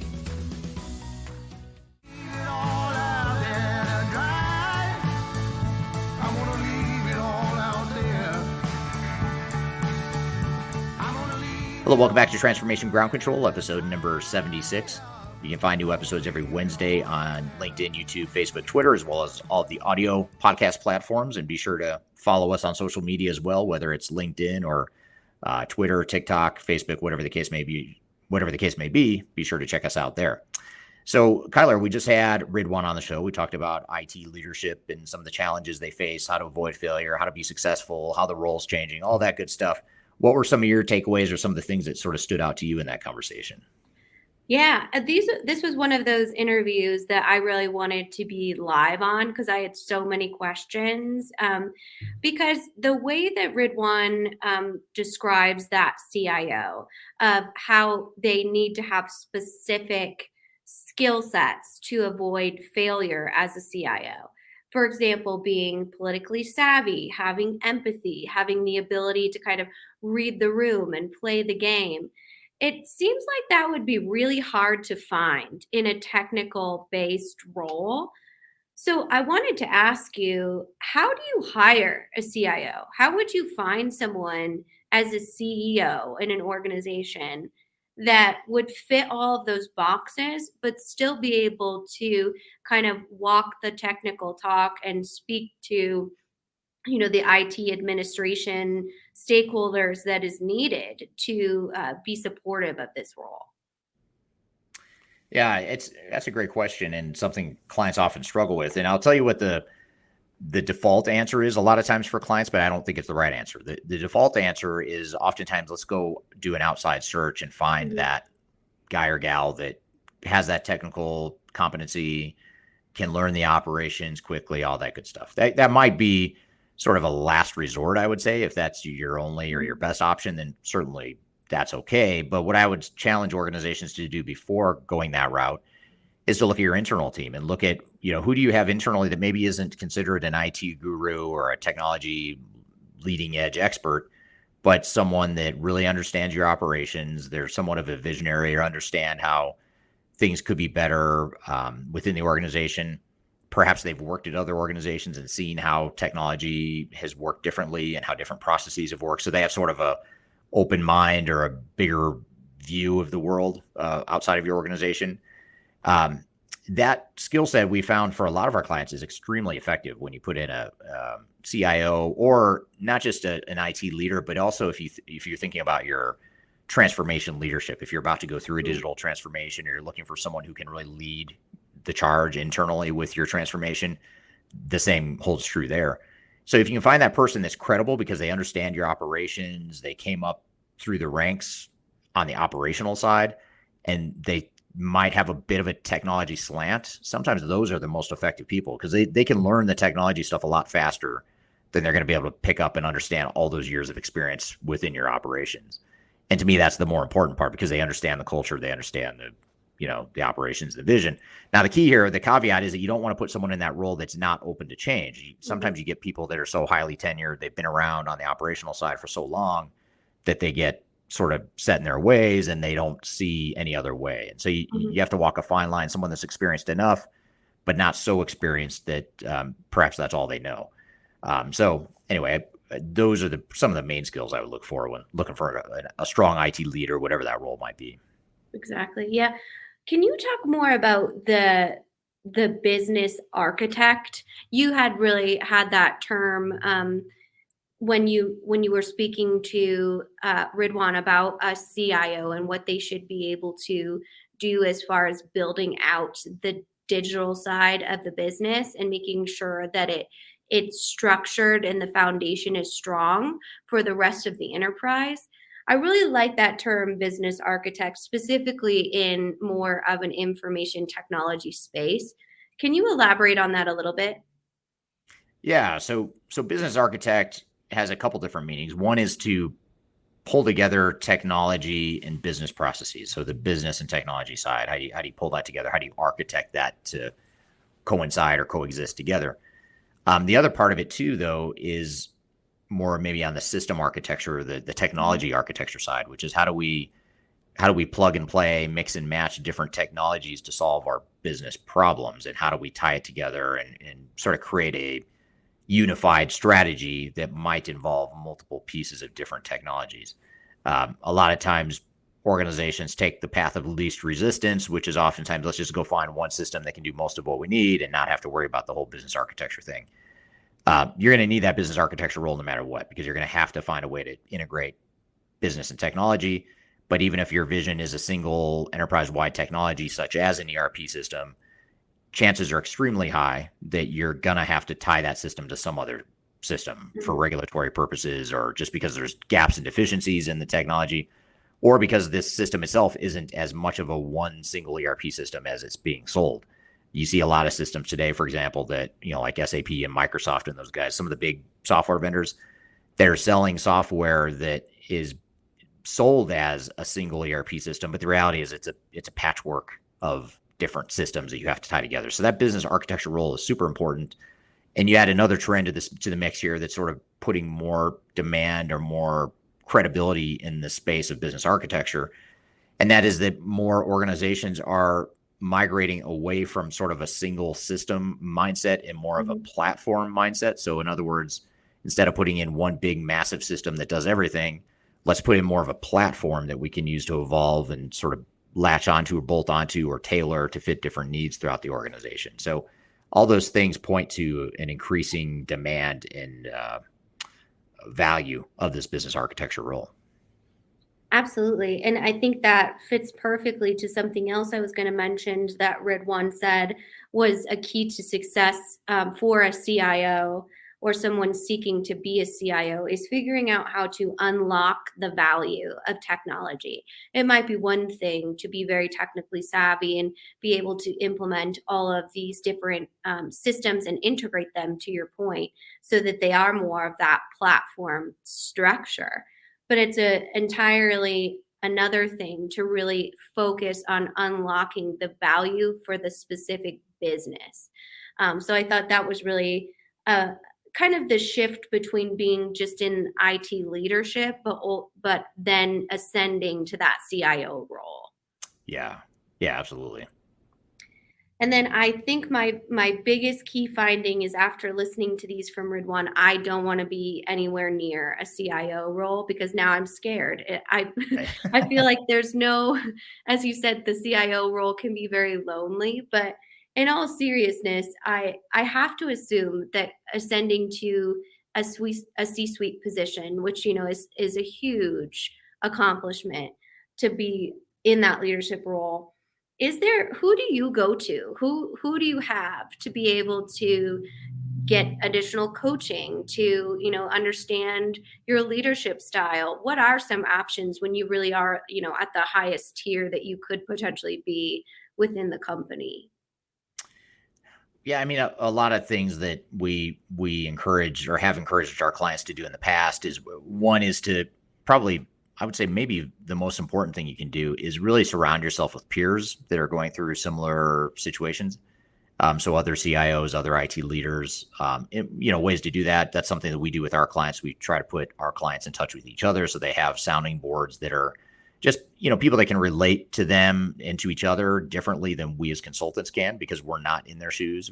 We help tons of clients that are in their shoes, but we're not them. So sometimes talking to a peer that has been through something similar or is going through something similar can be very helpful. Certainly even just our, this podcast and some of the live streams and other community sorts of events that we try to host with the community is meant to provide that camaraderie and peer-to-peer learning.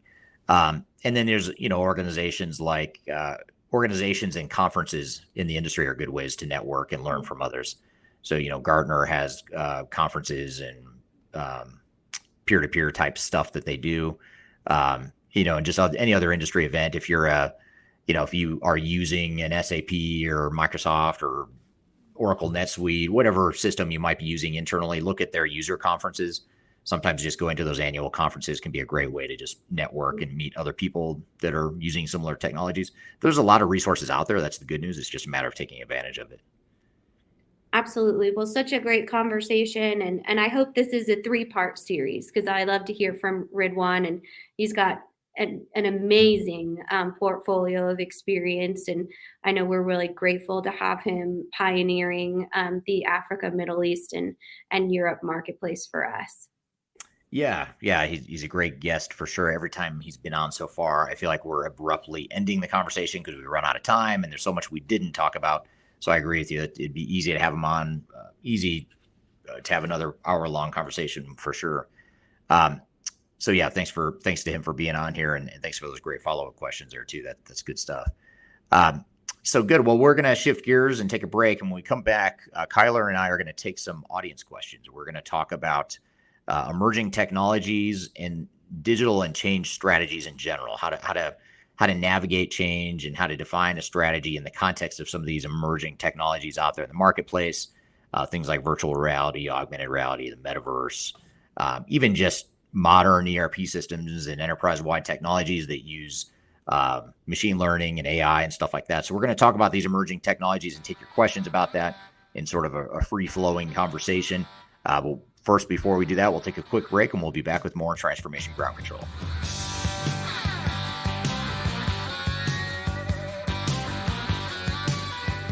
Hi, this is Eric Kimberling, the CEO of Third Stage Consulting, and we recently hosted our Digital Stratosphere 2022 virtual event. It's 3 days of packed content related to digital transformation best practices, about 16 or 18 different workshops and different speakers that are presenting on different topics, everything you need to know about transformation. The bad news is if you miss that event, the event's over. The live event already happened. But the good news, if you've missed it, or even if you did attend it and you want to see replays or you want to catch the sessions you missed, you can do that now by going to stratosphere2022.com. Go to stratosphere2022.com, register. All you have to do is put in your name and email address, just a few fields. You get immediate access to all the recordings. And the recordings cover everything from digital strategy, software selection, organizational change, process improvement, architecture, data migration, cloud, trends in the industry, how to avoid failure, some of the legal aspects to think about, contractual aspects to think about as it relates to your transformation. All that is stuff that you'll get by registering for Stratosphere 2022 replay. And again, go to stratosphere2022.com and you can listen to all the replays of all the workshops that you might have missed at the event. So hope you check it out, and thanks for listening. We'll see you soon. Fire to the bone.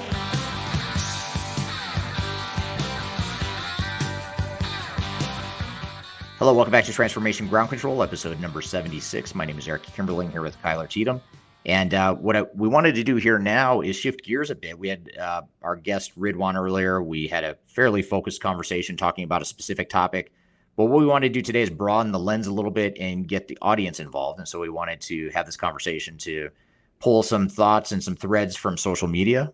So again, if you're not connected to Kyler and I and or Third Stage Consulting on social media, be sure to do so, because we're always having these sorts of conversations outside of this podcast. We're having these conversations real time every day, out in LinkedIn, YouTube, Facebook, Twitter, TikTok, Instagram, whatever social media platform you're using. Chances are we're on there. So be sure to look for us there and be part of the conversation, part of the community.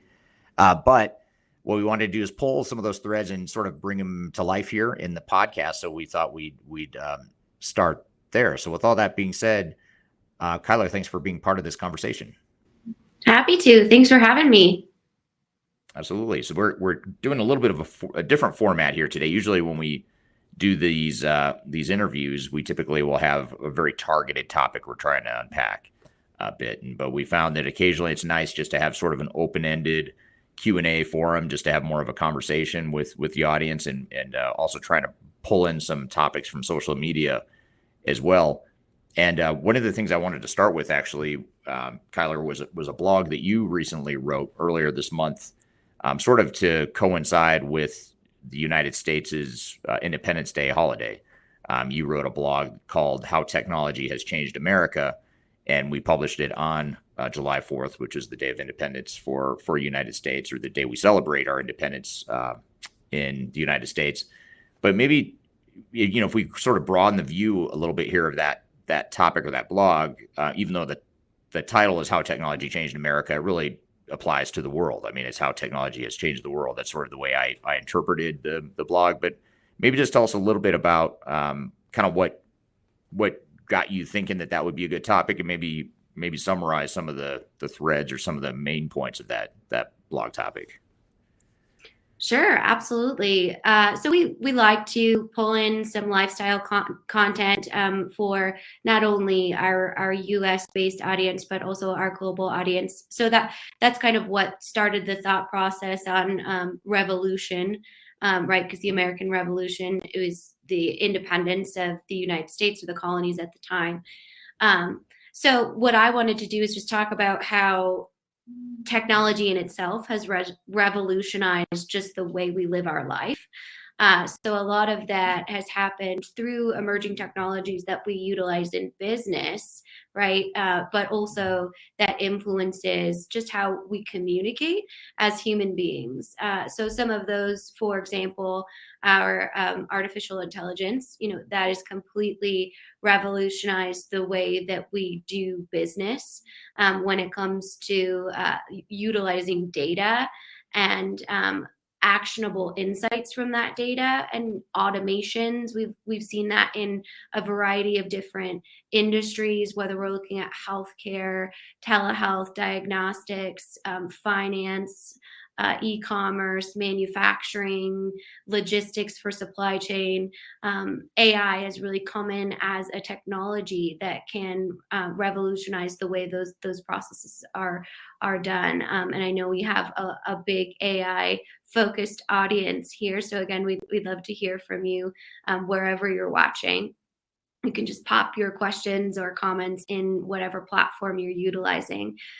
And that brings us to our next revolution, if you will, which is social media, right? That's the way that we often communicate. That's the way that we're communicating with our audience right now, through platforms that brings users directly to the brand or the influencer they're talking to, which has never really been a way in which you communicated beforehand. In the business world, that's caused audiences and businesses to have this demand for responding to their communities right away. So you'll see handles and platforms about customer service, and it's really revolutionized the way that we communicate with our customers, and then also the way that we get analytics about our goods and products, right? You can get those in real time, make different changes or flexible strategies for your overall digital communities. And it's been a huge change since the before days, if you will, before social media and everything and that connectivity. So So those are just a few things that I wanted to talk about in how that just digital based revolution has brought to the forefront of our human experience, our communication experience, and our business strategies. Yeah. Yeah. And you actually, in the blog too, in addition to the couple things you just mentioned, you sort of get into some bleeding edge technologies, at least in the context of the traditional enterprise and business technology. You talk, for example, about augmented reality and virtual reality. And I know we've talked a lot in this podcast in the past, in past episodes, about the metaverse as well. What are your thoughts on, just the augmented reality, virtual reality? Do you think that, first of all, do you think that's something that is being embraced by the mainstream business community now? And if not, do you think it's something that will be embraced in the near future? Or is this something that's sort of pretty far out there that we're still a few years away from really grasping at the enterprise level? Yeah, I think it's really going to depend a lot. It depends, right? You've taught me well. Right. On the business structure. So the metaverse is kind of this unknown, untangible thing, right? We see it kind of in the gaming world, where you can go in and have a completely different digital experience than you have in your physical form, your physical world, if you will. So I'm not sure that metaverse has a solid definition or a relatability, if you will, for how customers will use that in their everyday life. But I think augmented reality and virtual reality are a bit different. There's a different level of comfort in the ease of use. We've seen that through entertainment, specifically sports. We've talked a lot about how augmented reality, virtual reality has really changed the consumption of sports. Whether you are watching through a virtual headset that allows you to see from a seat in a stadium that you've never been able to get that front row access before. Or if we're talking about training, specialized training, augmented reality, training surgeons, having the opportunity to actually go through the experience of surgery on a human body in a training capacity that you typically wouldn't be able to do, right? Most people are not just going to, let you open them up and discover all of the different things. I don't think anyone in that capacity really is excited to say, hey, your surgeon has never done surgery before, so they're practicing on you. That could be actually a very vulnerable situation. So being able to hone in on those actual assets and skill sets in an augmented reality or virtual reality sphere is a huge thing for those types of medical healthcare industries, which we kind of talked about before that digital transformation. So I think there's a lot of different avenues that we're going to have to ease into that if it makes sense for your customer base. I don't know that we're all going to, be having lunch in Japan in the metaverse tomorrow. We'll have to kind of understand what the appetite is for that user base, and understanding your customer and utilizing those analytics through those emerging technologies we just touched on is going to be really the first step to seeing if your business is ready for that on the customer experience side. Right.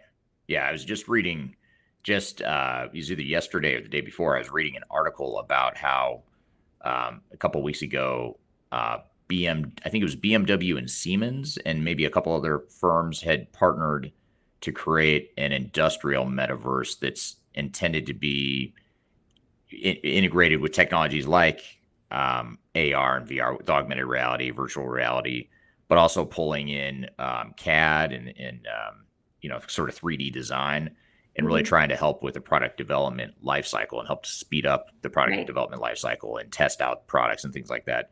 I'm not 100% clear on how you mimic human behavior in the metaverse using some of these technologies, or accurately mimic human behavior to know, how to test the products and that sort of thing.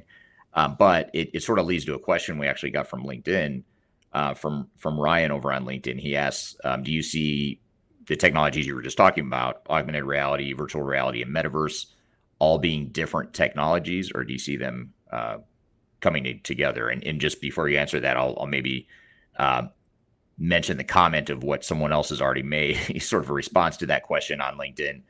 Dakota on LinkedIn already responded to that question and said, we'll all be the same. That's why Facebook bought Ray-Ban. So I think what Dakota on LinkedIn is suggesting is that these technologies are converging and they're all going to sort of be one universe, if you will, or one ecosystem of technologies. What are your thoughts? I mean, do you like those use cases you just described, like the medical, the training in the medical field? Do you see that being separate from the metaverse, or do you see this all coming together to where if that were to happen, that sort of training you're talking about in that example, that would need to happen in the metaverse, or how do you see this all converging, or do you have a sense of that? Yeah, I think that the metaverse is an integration of all of these different technologies in the opportunity that it gives you the experience of utilizing them. So very similar to being in a movie theater, right? If you think about consuming entertainment in that way, you see the technology of the actual entertainment, whether it's a movie, the projection technology, the audio technology, even the seats that move sometimes when you're in, a big IMAX setting. Those are all different technologies technically, right? But they create one cohesive experience.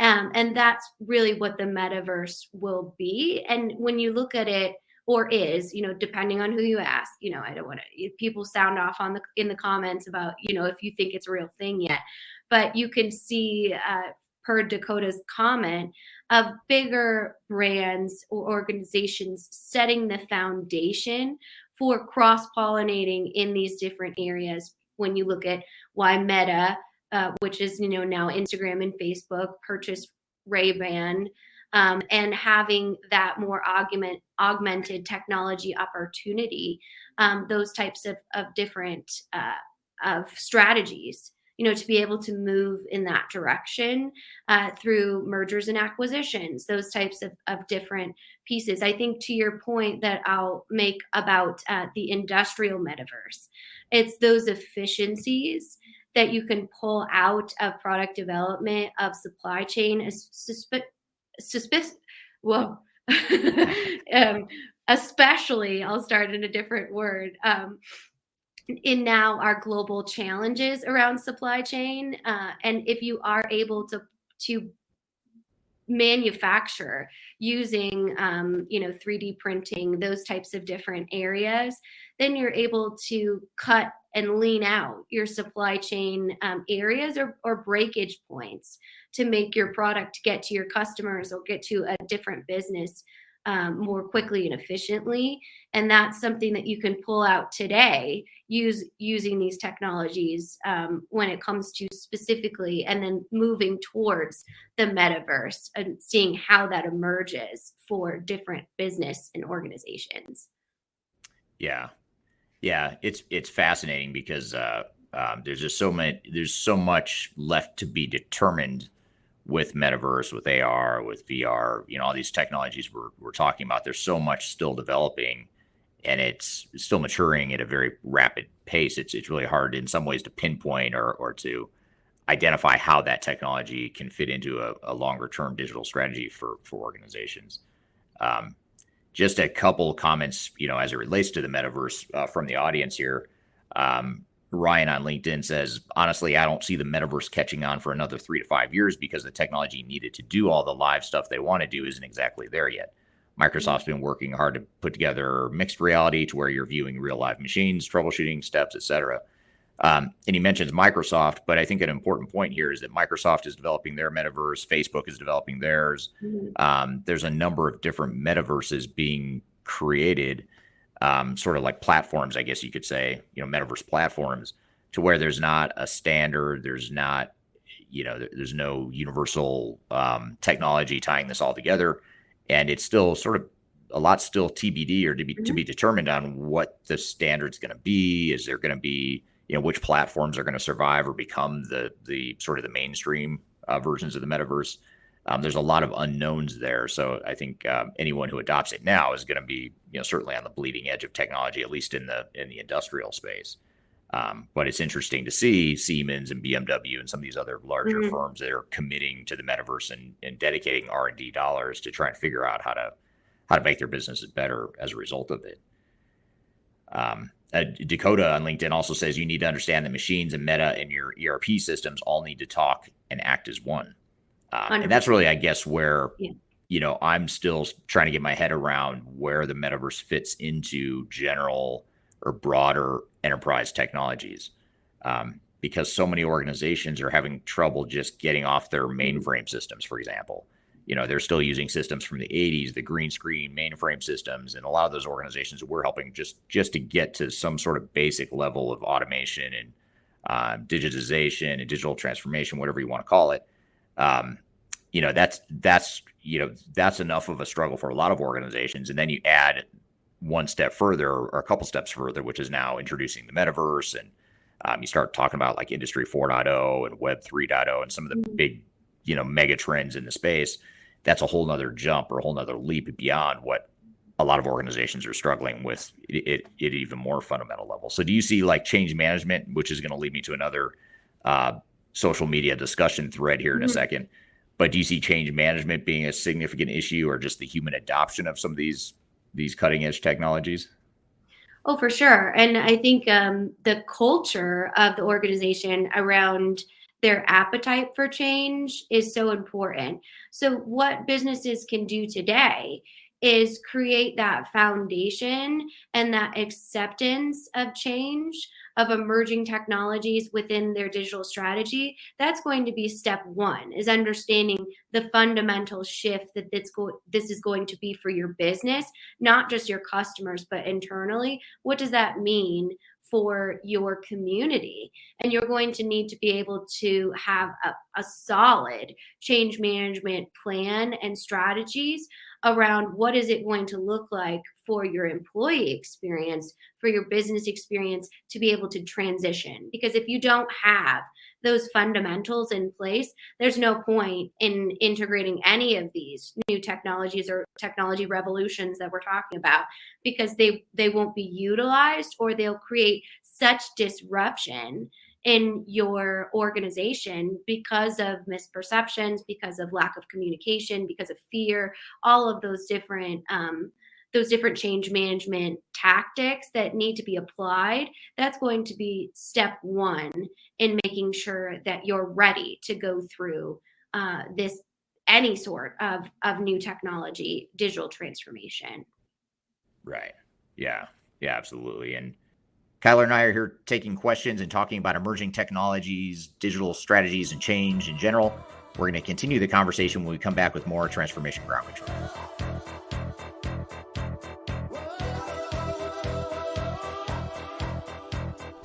If you are aiming for transformation success, turn to Third Stage Consulting Group. Third Stage's independent and technology agnostic consulting team helps clients define their digital strategies, define their roadmaps, and manage their transformations. With offices in the US, Europe, and Australia, our team helps the world's most forward-thinking organizations through their transformation pitfalls and risks. If you are embarking on a digital transformation or business change initiative, contact Third Stage Consulting to see how we can help you reach the third stage of transformation success. Learn more about us and download independent reports, videos, and other best practices at thirdstage-consulting.com.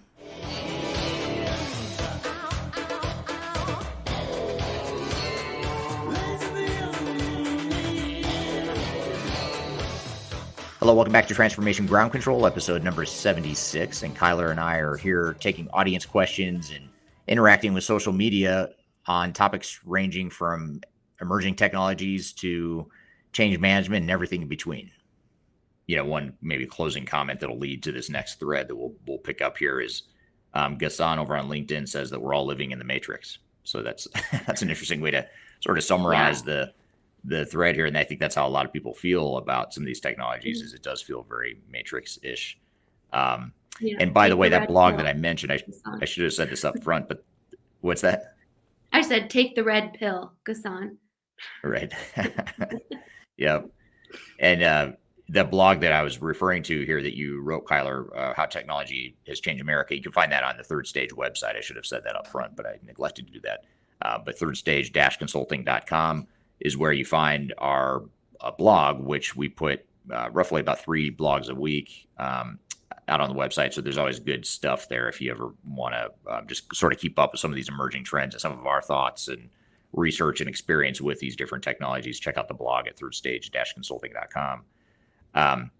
But one of the other threads I wanted to pick up here, and by the way, to our audience here, let me come back to the audience here before I jump into this question. But if you have questions you want to cover here, just general digital transformation or tech strategy sorts of things, please feel free to drop those in the chat. We love the conversation we're having here so far. We had asked earlier where people are joining from. We have a couple of people from India, from Bangalore, one from Suman, Bangalore. Sam Graham from Spain is here, among others. So those are just a few examples of where people are joining from. I haven't heard anyone say they're joining from the metaverse, so that's good news, bad news, I suppose. But we are talking about the metaverse here. But after actually shifting gears away from the metaverse, maybe just broadening the conversation a little bit to talk about other sorts of stuff, just technology in general. One of the questions that I had asked on LinkedIn, which I love to post just questions for discussion and to get people's feedback on LinkedIn. So if you don't follow or if you're not connected to myself personally and to Third Stage Consulting Group on LinkedIn, be sure to follow us both and connect with us both. We have different threads and conversations going there at any given time. But the question I asked here on LinkedIn, which is of interest, which was just a few days ago, I asked the question of why do people resist change? And then I went on to say, well, despite popular belief, most people simply just don't want to change. And I posted a video, a TikTok video on that post that sort of explained it a little bit more. And so my premise or my argument in this post was that people don't want to change. I mean, in general, and I use intentionally sort of strong language there. I think now that we're unpacking a bit, one thing to clarify is I don't think most people resist change in a nefarious way or in an intentional way.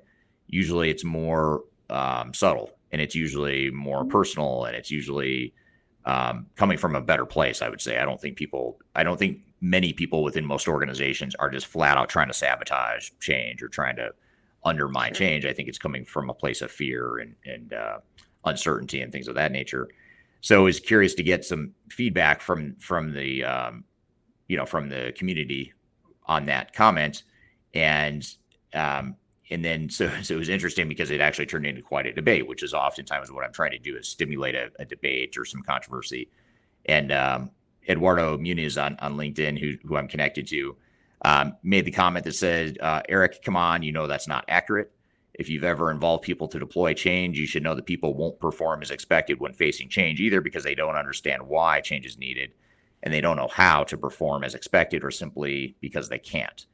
Address those reasons in advance and people will embrace change and make it sustainable.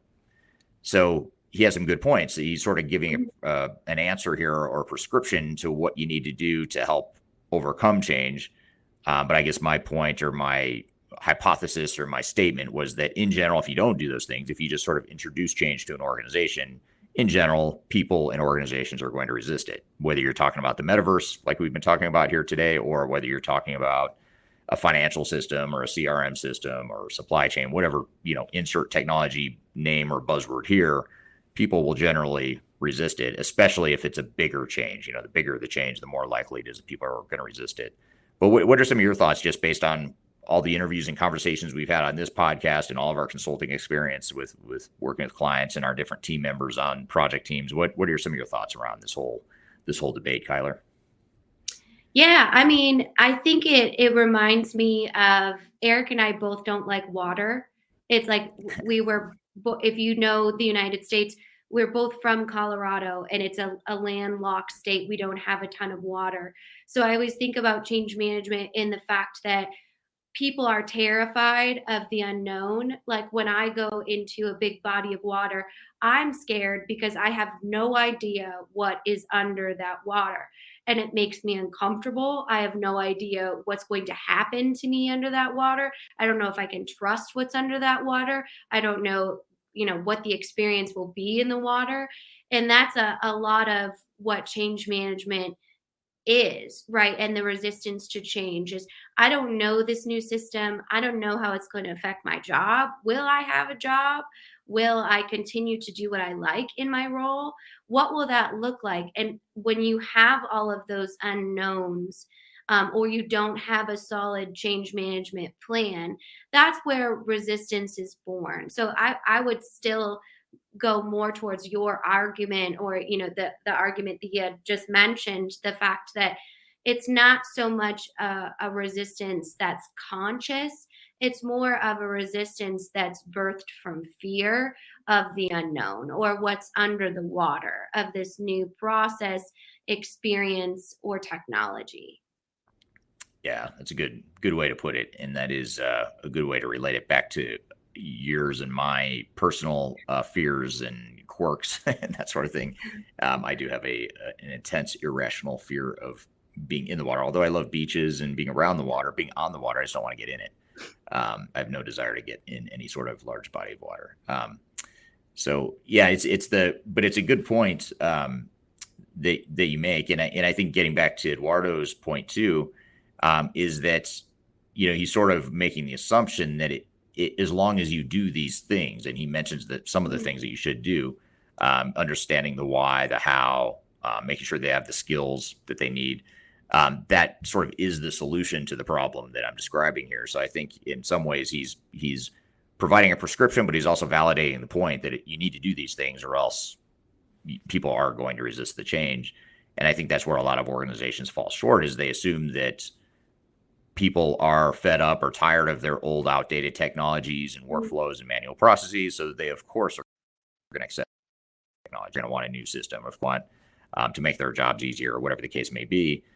The problem is everything Eduardo mentions. If they don't understand the how, the why, what their skills are going to be required, what you mentioned as far as are they going to have a job? Those sorts of fears we've got to address, or else people will resist change. And again, it won't generally come from a bad place. It won't generally be super detectable, but it's sort of that underlying current, that, back to the water analogy and fear that you and I both have. It's that underlying current that sort of sucks people under when it comes to changing. One of the comments here that maybe will stimulate some additional controversy or comments is from Dakota on LinkedIn. Yeah. He says, change requires effort and people are lazy. That's why pain is the biggest game changer in humans. So he's just launching grenades here, throwing grenades out at the audience to respond to. Yeah, absolutely. I love that. Yeah. And I don't know if I'd necessarily use the word lazy. Yes. I mean, I think, yes, every organization has people that are lazy or underperforming, whatever you want to call it. And they are going to be even more inclined to resist change. And that's where you're going to see some intentional resistance. Like, I just don't want to deal with having to change. Or one thing we often see is highly tenured organizations where you have a lot of people that are coming up on retirement age. They're 2 years from retirement. The last thing they want to do is deal with some sort of massive overhaul to the way they do their job. They're just trying to, they're trying to get through these last couple of years, so they can hit their retirement. So you do see that. I mean, you are, of course, going to have that. But I think in general, if you look at 90% or more of most organizations, it's that, yeah, I want to change. In theory, it sounds good. I want to support the organization. But now that you're talking about changing my job, taking away my spreadsheet, jeopardizing my value, reducing the organization's dependency on my personal tribal knowledge, all the stuff I have in my head that makes me valuable, the heroics I demonstrate by trying to fix problems that are caused by all of our systems, that's the sort of thing that will cause the resistance more often than not. So any thoughts on that? What are your thoughts? Do you think people in general are lazy, or just don't want to put in the time and effort to change? Or you started to get into that a little bit in your last response, but what are your thoughts on that comment, Kylie? Yeah, I think some people are lazy. I don't know that lazy is probably the right term. I would say more like complacent. And I think that's one learning, especially if you are a self-motivated entrepreneurial type of worker, that you look at other colleagues that might be totally okay with their role. And I know for me, I'm always searching for the next sale, right? The next promotion, the next, big project to undergo. And sometimes it can be difficult to look at other people in the organization and say that analyst has been doing what they're doing for the last 20 years and they have no goals to get to the next level, and you kind of look at that as a negative thing, but that isn't truly a negative thing, right? They could be very happy and content in that role. And so I think taking into account those personalities is important when you look at things like change management. That might not be a laziness, right? But it might be a comfort level in their current role. It reminds me of an organization I was in earlier in my career, which was a Fortune 200 organization, big company. And our physical workspace was going through a renovation, and you would have thought, the world was coming apart because cubicles were moving floors, teams were moving areas.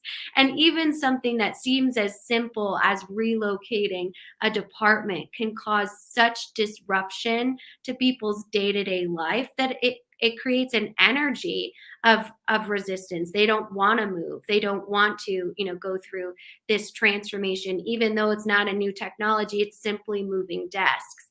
It can be much more complicated and unnerving to get outside of that comfort or area of influence. So I wouldn't say it's laziness per se, but it is just a comfort in complacency that some people do have that's attached to their overall value within the organization. Whether it is a system or even a physical space can change that. And we saw obviously with the COVID-19 pandemic, that huge disruption or unrest when it came to moving to more of a virtual environment, that there was no infrastructure set up in some companies to do that. Yeah. That's very, very true. And a great point. Sam Graham over on LinkedIn has a great question that sort of broadens this and broadens this conversation about resistance to change, but also takes it beyond just a change management issue and looking at digital transformation strategies in general. And he asked, to what extent is or should digital transformations be limited by technology, and to what extent should it lead it? So, maybe sort of tying it back to metaverse, any sort of advanced technologies, emerging technologies, how do you think organizations need to use these technologies to really push them outside of their comfort zone and look to these emerging technologies as ways to define their digital strategy? Or should they, do they need to be constrained and limited by the limitations of technology? Do they look outside of traditional technology options if there are limitations? What are your thoughts on Sam's question here? Yeah, well, great question, Sam, as always. I think there is a level of curiosity that creates that competitive advantage when looking at new and different technologies. So in that discovery process, absolutely, if you're a department leader, an executive, those types of things, that's your job, right? To really look out how you're going to expand and grow the business, make a better experience for your employees, your customers, everyone involved. But there also is a level of awareness around your ability to do that. And I think that's the one thing that we see a lot of this conversation coming around with leadership challenges is a lot of times if you are in that executive role, moving into thinking, oh, this is a great new technology, it's going to be amazing, everyone's going to love it. You have to really dig into not only your culture, but also your readiness as an organization to utilize these technologies both internally and externally. So to answer Sam's question, absolutely. You should always be looking, using, experiencing these new technologies, especially as a leadership role. But if you are looking to integrate it into your overall organization, you have to know if you are ready to do so. It might be the coolest, shiniest, sparkliest, newest technology, in the game. And that's awesome, right? But if your organization is still very manual based, You have to understand that that is a huge transition to take your business through without having some fundamentals in place, to know that you will be successful, and then you'll get your return on investment, which is really the point of, putting together a new technology digital transformation. Right. Yeah. Yeah. It makes total sense. Another interesting comment here from Gassan on LinkedIn is a feasible change catalyst is what's in it for me. How's it going to help me? How's it going to help make my job better? That sort of thing. And in most cases, most people's jobs can be enabled or can be improved by new technology. In some cases they won't be. In some cases they may perceive that their job's actually getting harder because now you're asking them to capture new information in a system or do things in a system that maybe they didn't have to before. But in general, it seems as though there is a what's in it for me for a lot of organizations. Back to this sort of change management thread again, coming back to it here. Chris over on LinkedIn says liberal use of the word automation terrifies people that they will be replaced, and I tend to agree with that. I think that's a word that I kind of wish hadn't come back, or I kind of wish wasn't so commonly used. But the reality is, I guess that is what the technology is doing. In many cases, you are automating manual processes and codifying it in a system and integrating data and that sort of thing. But the perception there is sort of like robotics or robotic process automation. It's sort of a fear-based trigger for a lot of people that see automation as a threat to their jobs. What about with our clients? I mean, what are your thoughts? Or I know you're on the marketing side. You're not generally super close to the consulting engagements, but do you see our clients struggling with that, where people are afraid of automation, they're afraid of losing their jobs, they have that fear? What are some of your observations from our various consulting teams? Yeah, absolutely. I actually did a recent video for our Third Stage YouTube channel that said stop saying automation. So if I were you, I would just completely take it out of your vocabulary and rename it, rebrand it something within your communication, because that's where these misperceptions lie. And many of you that follow us on TikTok know I got roasted for the Terminator point about automation, because that's really what our knowledge base is. And that's a huge generalization, right? But we have all of these, whether it's, media based, whether it's all kinds of different experiences when it comes to robots taking over the world. We use terms like automation, and that might just be what it is. We're automating an email. We're automating, this process so that you can do a better job more efficiently and get the opportunity to learn new skills, to be promoted in your role, to be more successful, so we can give you recognition. So using words, because words do have power, as much as we kind of want to roll our eyes and say, my goodness, you're not, going to completely lose your job. It's an automation that comes from a system. It's not that big a deal. Relax. It really does have the power. So using something like an enhancement or a different term when you're talking about this within your communication plan when it comes to a digital transformation, I think is really important.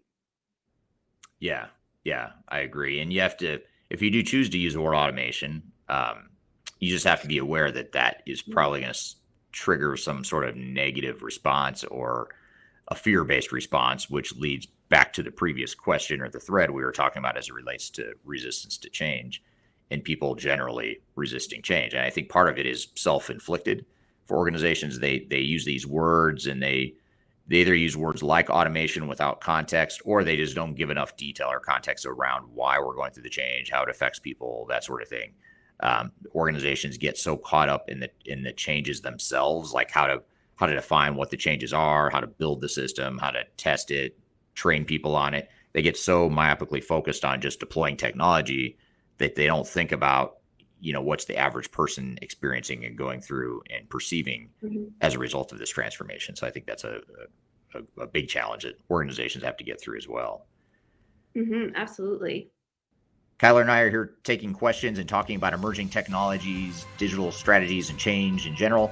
We're going to continue the conversation when we come back with more Transformation Ground Control.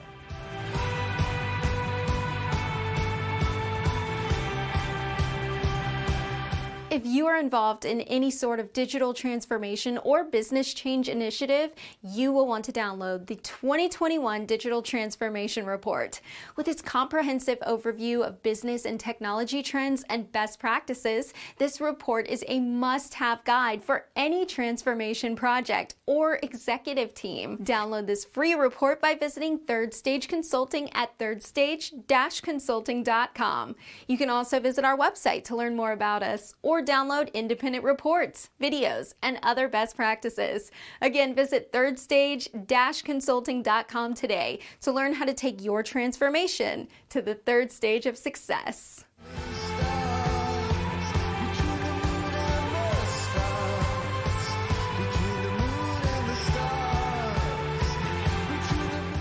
Hello, welcome back to Transformation Ground Control, episode number 76. And Kyler and I are here taking audience questions and interacting with social media on topics ranging from emerging technologies to change management and everything in between.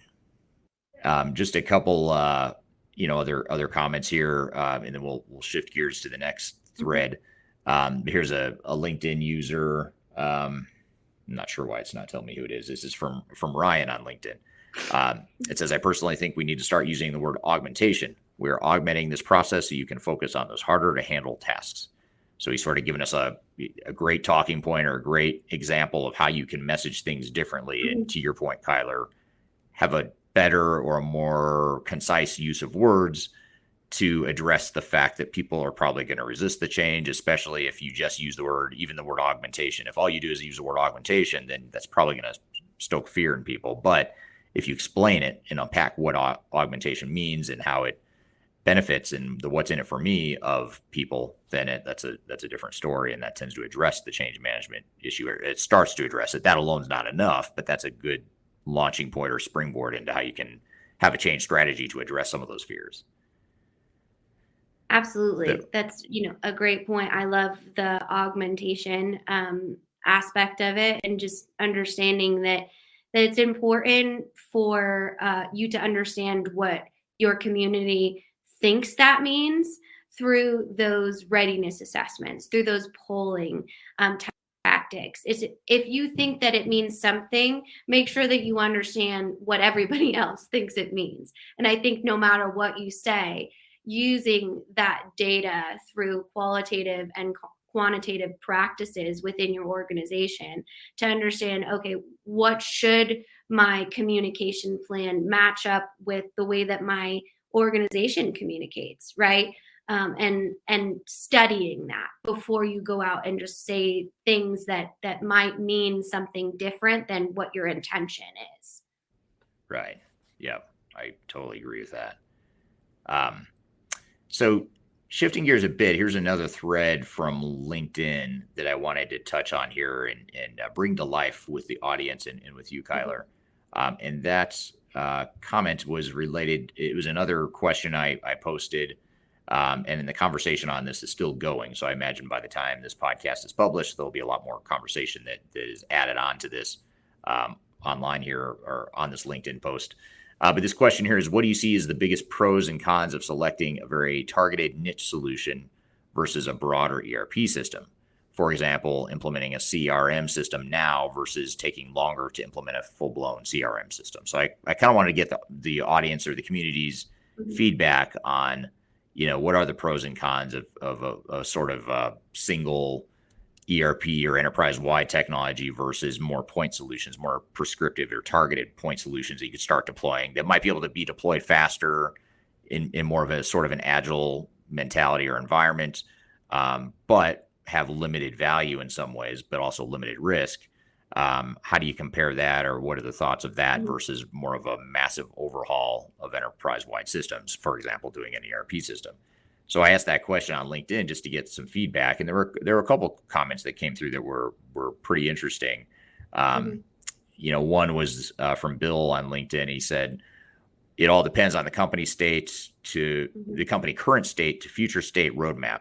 If the company needs CRM to help support their growth and the full ERP solution includes that CRM or can easily integrate with that CRM, then there's not really an issue.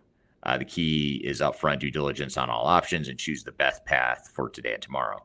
So one thing that Bill mentions in his response here is interesting in that, even if you do opt to go with sort of point solutions, in this example, CRM, you want to deploy a customer relationship management or some sort of Salesforce automation for your sales team, but it's something you're doing in the context of a broader ERP system, or it's one module or a first module within a broader ERP or enterprise-wide technology.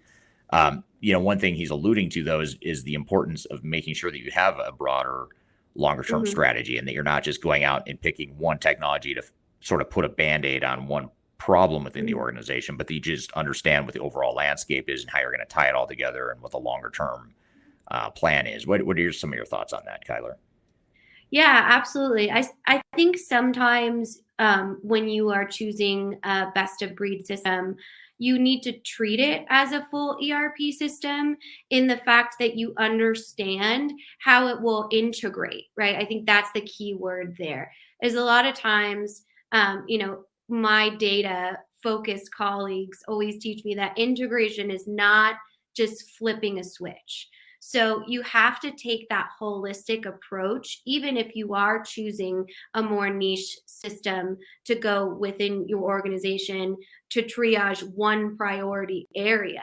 You still have to understand, okay, this might be a finance-based system or a CRM system, customer relationship management system. How will that affect how the user goes through my point of sale and how I manage that contact there? Will that data match? Because that's going to be the most important part, is still having a data focused strategy that matches in each system, so you can pull out those valuable insights and see the entire digital journey of the customer, of the process, of whatever you're working with. So it's almost like treating it like a full ERP system so that you can understand which areas of the businesses are going to be influenced by, even if you have a supply chain management system, those types of things. Right. Yeah. Very, very well put. And, I think that broad strategy, or that broad view in the context of a longer term digital strategy, is real important.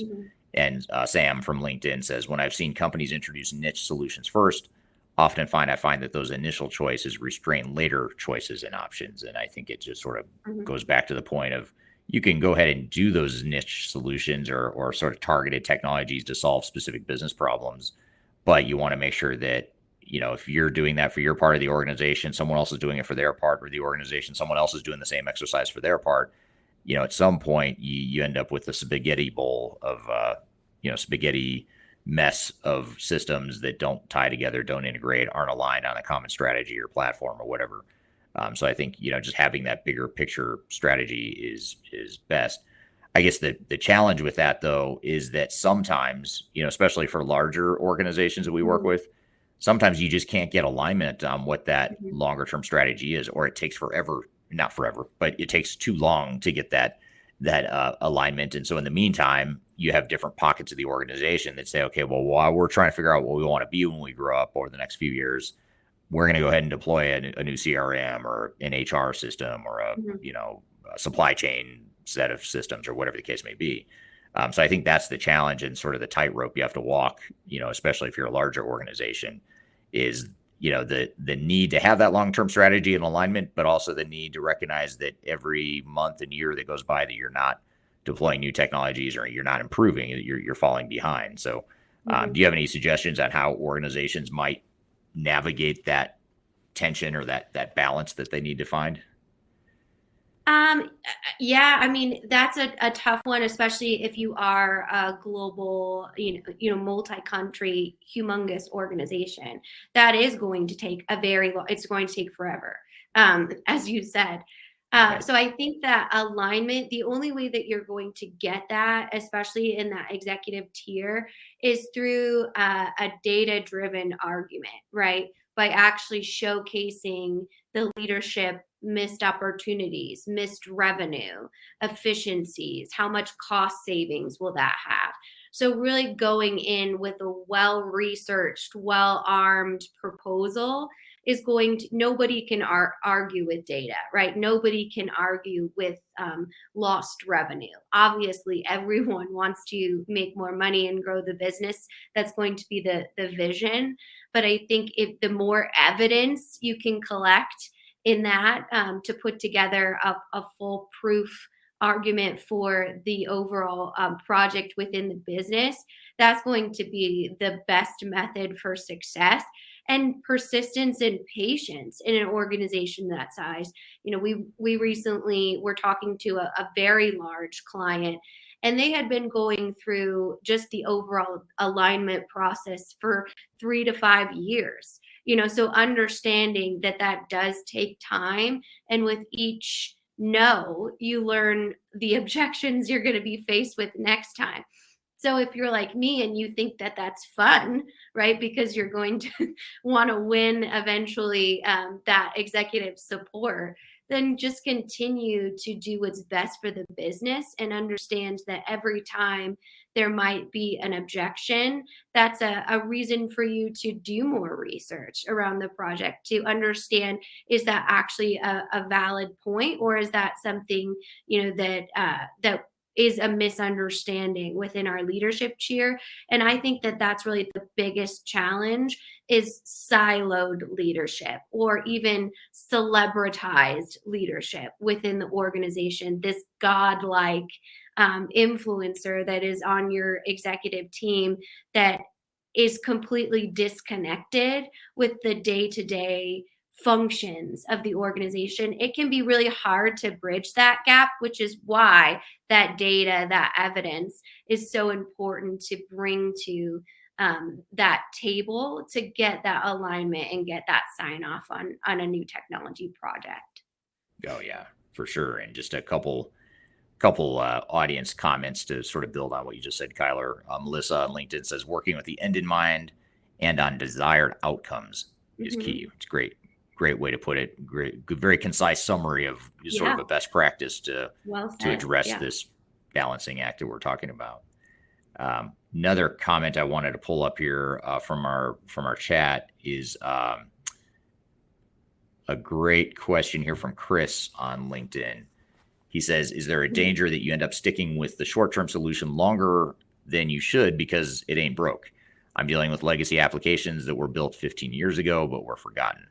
And just sort of addressing that first part of his question, though, whether it's a new technology or even if you're talking about an older technology that's been in place, in this case, 15 years ago, he's talking about a system that was sort of forgotten about. It's sort of like if you put a Band-Aid on a problem, it sort of alleviates the pain to where you might just say, I don't really need to go get that longer term fix or that longer term solution because it's working. We're not bleeding anymore. We're not, we're not at the mercy of really, really limited technology. But on the flip side, we're not taking advantage of what, emerging and evolving and advancing technologies could do for us. So is that a dynamic that you've seen, or do you think is a challenge for organizations, Kyler, as far as just getting back to your term earlier, complacent? They become complacent because it's good enough, whatever it is they have, whether it's a new system or not. And so if I'm complacent, I don't necessarily need to go with the bleeding edge technology because I don't have to. I'm not going to go out of business. I'm not going to, at least in the short term, I'm not going to be materially detrimented, if that's a word, over by systems. But what are your thoughts on that? Yeah, I mean, that's a really interesting question because I think you can look at it from a few different ways. And it all comes back to that fundamental assessment of the organization. So if it's not broke, what are your overall priorities as a business?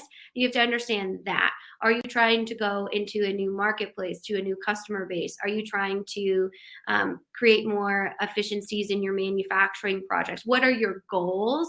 Because if you do have a system that's functioning, that's not, creating a negative impact, maybe it is okay to learn for a little while. But until you can align on the priorities that you have as an organization, there's going to be, no direction. And that's going to be really the most important thing. And, to your point, you really do need a CIO, a CDO. I know you talked to Ridwaan a few weeks back about what that role is. that has an innovation lens, that is constantly pushing for growth, measuring the marketplace, establishing a digital asset technology advantage within your overall business. And then lastly, what Chris's comment and question made me come back to is really cybersecurity. And that's one of the big things with a lot of these older systems. If they're quote unquote forgotten, right, that can be an open door to some really significant cybersecurity risks. So if you are, a technology executive or a team leader, you need to have a close audit of all of those different systems to understand what is actually one on your menu within systems that you're already utilizing, but also how are you making sure that you're protecting all of these different systems, especially if they haven't been updated, because that's an open door to a lot of hackers. Especially in these bigger organizations where a lot of times they do have some sort of legacy system that just hasn't been touched in a really long time. Yeah, you're sort of touching on a potential solution here of how to break through that complacency, because in some cases or in many cases, the way I'm interpreting or understanding what you're saying is that maybe we're complacent, but we shouldn't be. We think everything's fine. Exactly. We think that the old system or the newer system is good enough. But what you're saying when you talk about cybersecurity or some of the other things you mentioned, maybe things aren't as okay as we think, just because we don't see the an immediate need for change necessarily. And that's, again, the role of leaders, and strong leadership within the organization is needed to communicate and articulate what those burning platforms or needs for change are and where they're coming from. Yeah, absolutely. I think it's just that baseline of awareness too. Is so much of this comes down to having the knowledge of what are your current systems. Are you ready for a new system? What is the competitive advantage in your marketplace? Those types of different pieces. You have to continue to audit the organization, audit the culture, get those data points to make specific and insightful decisions with where you're going to go as a company. Yeah, absolutely. And in fact, that's a really good sort of a capstone or summary of a lot of what we've been talking about here is defining what it is you need as an organization and letting everything else follow behind that. But then once you have decided and defined that longer term strategy, then of course, having a solid change strategy and a way to address the human side of change is so important. Well, good. Well, there's a lot more we could talk about here that we didn't get to, but in the interest of time, we'll wrap up today's conversation. It's already been an hour here, so I want to thank you for your time, Kyler. Thanks for being on the hot seat with me and taking some of these tough questions and controversial topics and unpacking them and bringing them to life here on the show. So thanks for being here. Oh, thanks for having me. I always enjoy a good Q&A, and thank you to our audience for always being so interactive. It's such a fun thing for us to learn from you as well. So thank you for all this great insight. Okay, thanks, Kyler. Great conversation, and thanks to the audience for all the great questions. Those are really good topics and talking points, and we went in some really interesting directions there, which is always what makes it fun having the live audience here. So thanks for being part of that. We're going to unpack some of these topics here in just a moment, but first we'll take a quick break. We'll be right back with more Transformation Ground Control.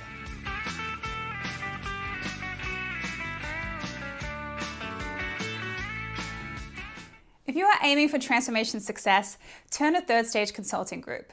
Third Stage's independent and technology agnostic consulting team helps clients define their digital strategies, define their roadmaps, and manage their transformations.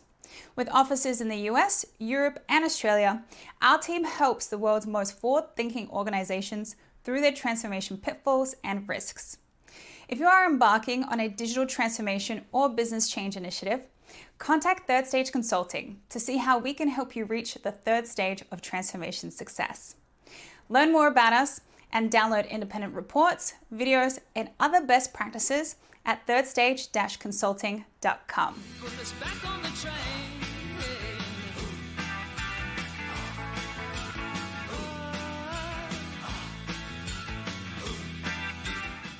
Hello, welcome back to Transformation Ground Control, episode number 76. I'm here with Kyler Cheatham, and Kyler and I just had a great, engaging conversation with social media and a live audience talking about emerging technologies and how to manage change and manage the human sides of some of these emerging technologies. Now that we've had a few moments to digest that conversation, what were some of your thoughts or takeaways from that conversation, Kyler? Yeah, well, I always love the audience engagement when it comes to these subjects that we're passionate about, and we get to see their passion come through. And you know me, I always love the divisive comments because that really just cuts to the heart of the argument of those types of things. I think when it comes to emerging technologies, we still have obviously a lot of things to solidify and define. But I think everyone came together and could kind of agree that without a strategy, there's no point in investing in emerging technologies yet. So I'm flipping the script a little bit around on you. What would be a realistic timeline if you were an organization for saying, hey, I know that my processes aren't ready for AI yet. They need to be cleaned up, they need to be tightened up, evaluated. But I know that I want to automate this X level of manufacturing at some point.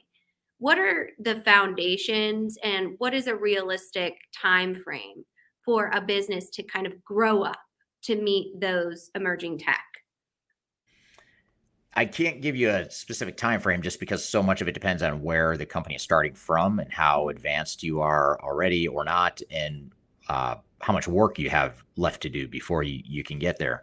Some of the things you have to think about, though, to determine how long it's going to take you and how soon you can get ready for something like an AI would be certainly cleaning up your processes, like you mentioned, and cleaning up your data, too, by the way. With AI in particular, you're not going to be able to use AI effectively if your data is not clean and pretty well governed and under control. So data migration, data cleansing, data governance, all that is really important to get cleaned up and solidified before you embark on a path down, especially with AI and machine learning.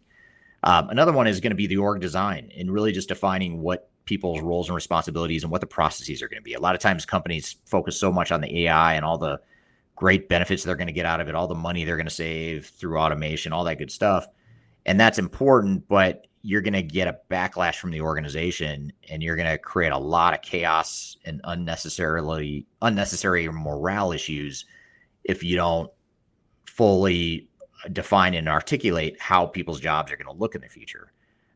Too often what people say is, oh, great, we're going to automate your job so you don't have to do all the crappy work that you do now. Mm-hmm. Well, first of all, that's offensive because I've been doing this for 20 years and you're telling me my job is sort of manual and worthless or whatever, or that could be the perception at least. Second of all, that's really vague. That doesn't tell me what I'm going to do. What am I going to do with 50% of my time now that I'm using to track stuff in spreadsheets? You're telling me it's going to go away, but what am I going to do? And so you have to paint that vision instead of just saying, oh, well, you're not going to have to do as much manual stuff. Well, then what am I going to do? Does that mean I have a job? Now you're making me question whether or not I'm even going to have a job when you do that. So you have to have a really clear vision of, well, here's exactly what you're going to do. Now you're going to start using the system that's going to give you, automated reports or whatever the use case is. Automated reports that does stuff automatically that you used to have to manually capture. But now what you're going to do is you're going to go look for the exceptions. You're going to dig into problems or whatever the case may be. I'm making stuff up on the fly here, but you have to define what it is that person is going to do to replace the work that was once done manually and is now going to be done by emerging tech. So companies don't think that through very well in general. And that's part of why some of these emerging technologies aren't catching on as much as they should, is because employees and humans aren't excited enough about them because we've created our own resistance to change as a result of that. Yeah, and I think that communication nugget, if you could focus on one thing, it would be how do you communicate both internally, to your point, but also externally. It reminds me of an experience that I had recently at a hotel with my husband. We don't get out much. We have 2 toddlers. So we went to this fancy new hotel casino for his birthday. And the receptionist checking us in said, do you know how to work the elevators? And Adam answered, yes, you just swipe the card and it takes you to the floor, thinking of you go in, it's an access point, you push the button. that, and she said, yes, that wasn't the experience at all. You swiped it at this kiosk outside of the elevators, and then it identified an elevator, took you to the appropriate floor based on the key that you put in, which was not at all what we thought it was, which was hilarious on our end, because we're two technology focused career people that could not figure out how to work an elevator. Right. But because of that communication, our experience wasn't exactly what the brand would have wanted. Right. It was funny and silly for us. But imagine if we had our two kids with us and all of our stuff, and we couldn't figure out how to get to our room. That would have been a real challenging experience. And it's the same thing with any new internal technology. If you say things like, hey, Eric, your job is going to be automated, and I, as your manager, think that's awesome, but you, as Eric, hear, oh, your job is going away, it's because I didn't effectively communicate with you of what that experience will look like. And so that, I think that's really crucial. And it's almost breaking it down to a conversation with a child, not at all saying like that's the intellectual level, but that allows you to identify any areas of misinterpretation that could exist and clarify. Yeah, absolutely. And that point of confusion and uncertainty, that's the stuff that derails tech adoption and digital transformations and automation initiatives in general. So I think that's super important and great points. Absolutely. Well, such a joy always to be on with our audience. And we do live streams every morning or every morning. I wish we did them every morning. I'm so excited about them. I like to do them every morning, but we do them every Tuesday morning. And then on Fridays as well for our Digital Stratosphere podcast. So we love to hear from our audience, all of our stakeholders. And when you do leave comments after that episode has aired, we still go in and answer you and interact with you. So thank you so much for all of the great collaboration in that stream. Yeah, absolutely. Thanks to everyone for joining that. And thank you, Kyler, for being on the hot seat or sharing the hot seat with me as you get these random, unexpected questions. That's the beauty and the stressful part at the same time of doing those live discussions, is that you don't know what's coming your way. So thanks for your help with that as well. And thanks to everyone who watches the show. And if you don't mind, actually, if you've watched the show, whether this is your first time or you've seen us in multiple episodes, if you don't mind, just give us a like on whatever platform you're watching, give us a rating. That sort of thing really helps the algorithm, and it helps get the podcast out there to more people. So if you don't mind, just give us a like and a mention or a review of any sort. That helps us. So we really appreciate that in advance as well. So we appreciate everyone being here today. We're going to look forward to seeing you next Wednesday. Again, every Wednesday you can find new episodes of this show on whatever platform you're watching or listening on. You can find those new episodes. So be sure to check us out there. Hope you all have a great week in the meantime, and we'll see you next time on Transformation Ground Control.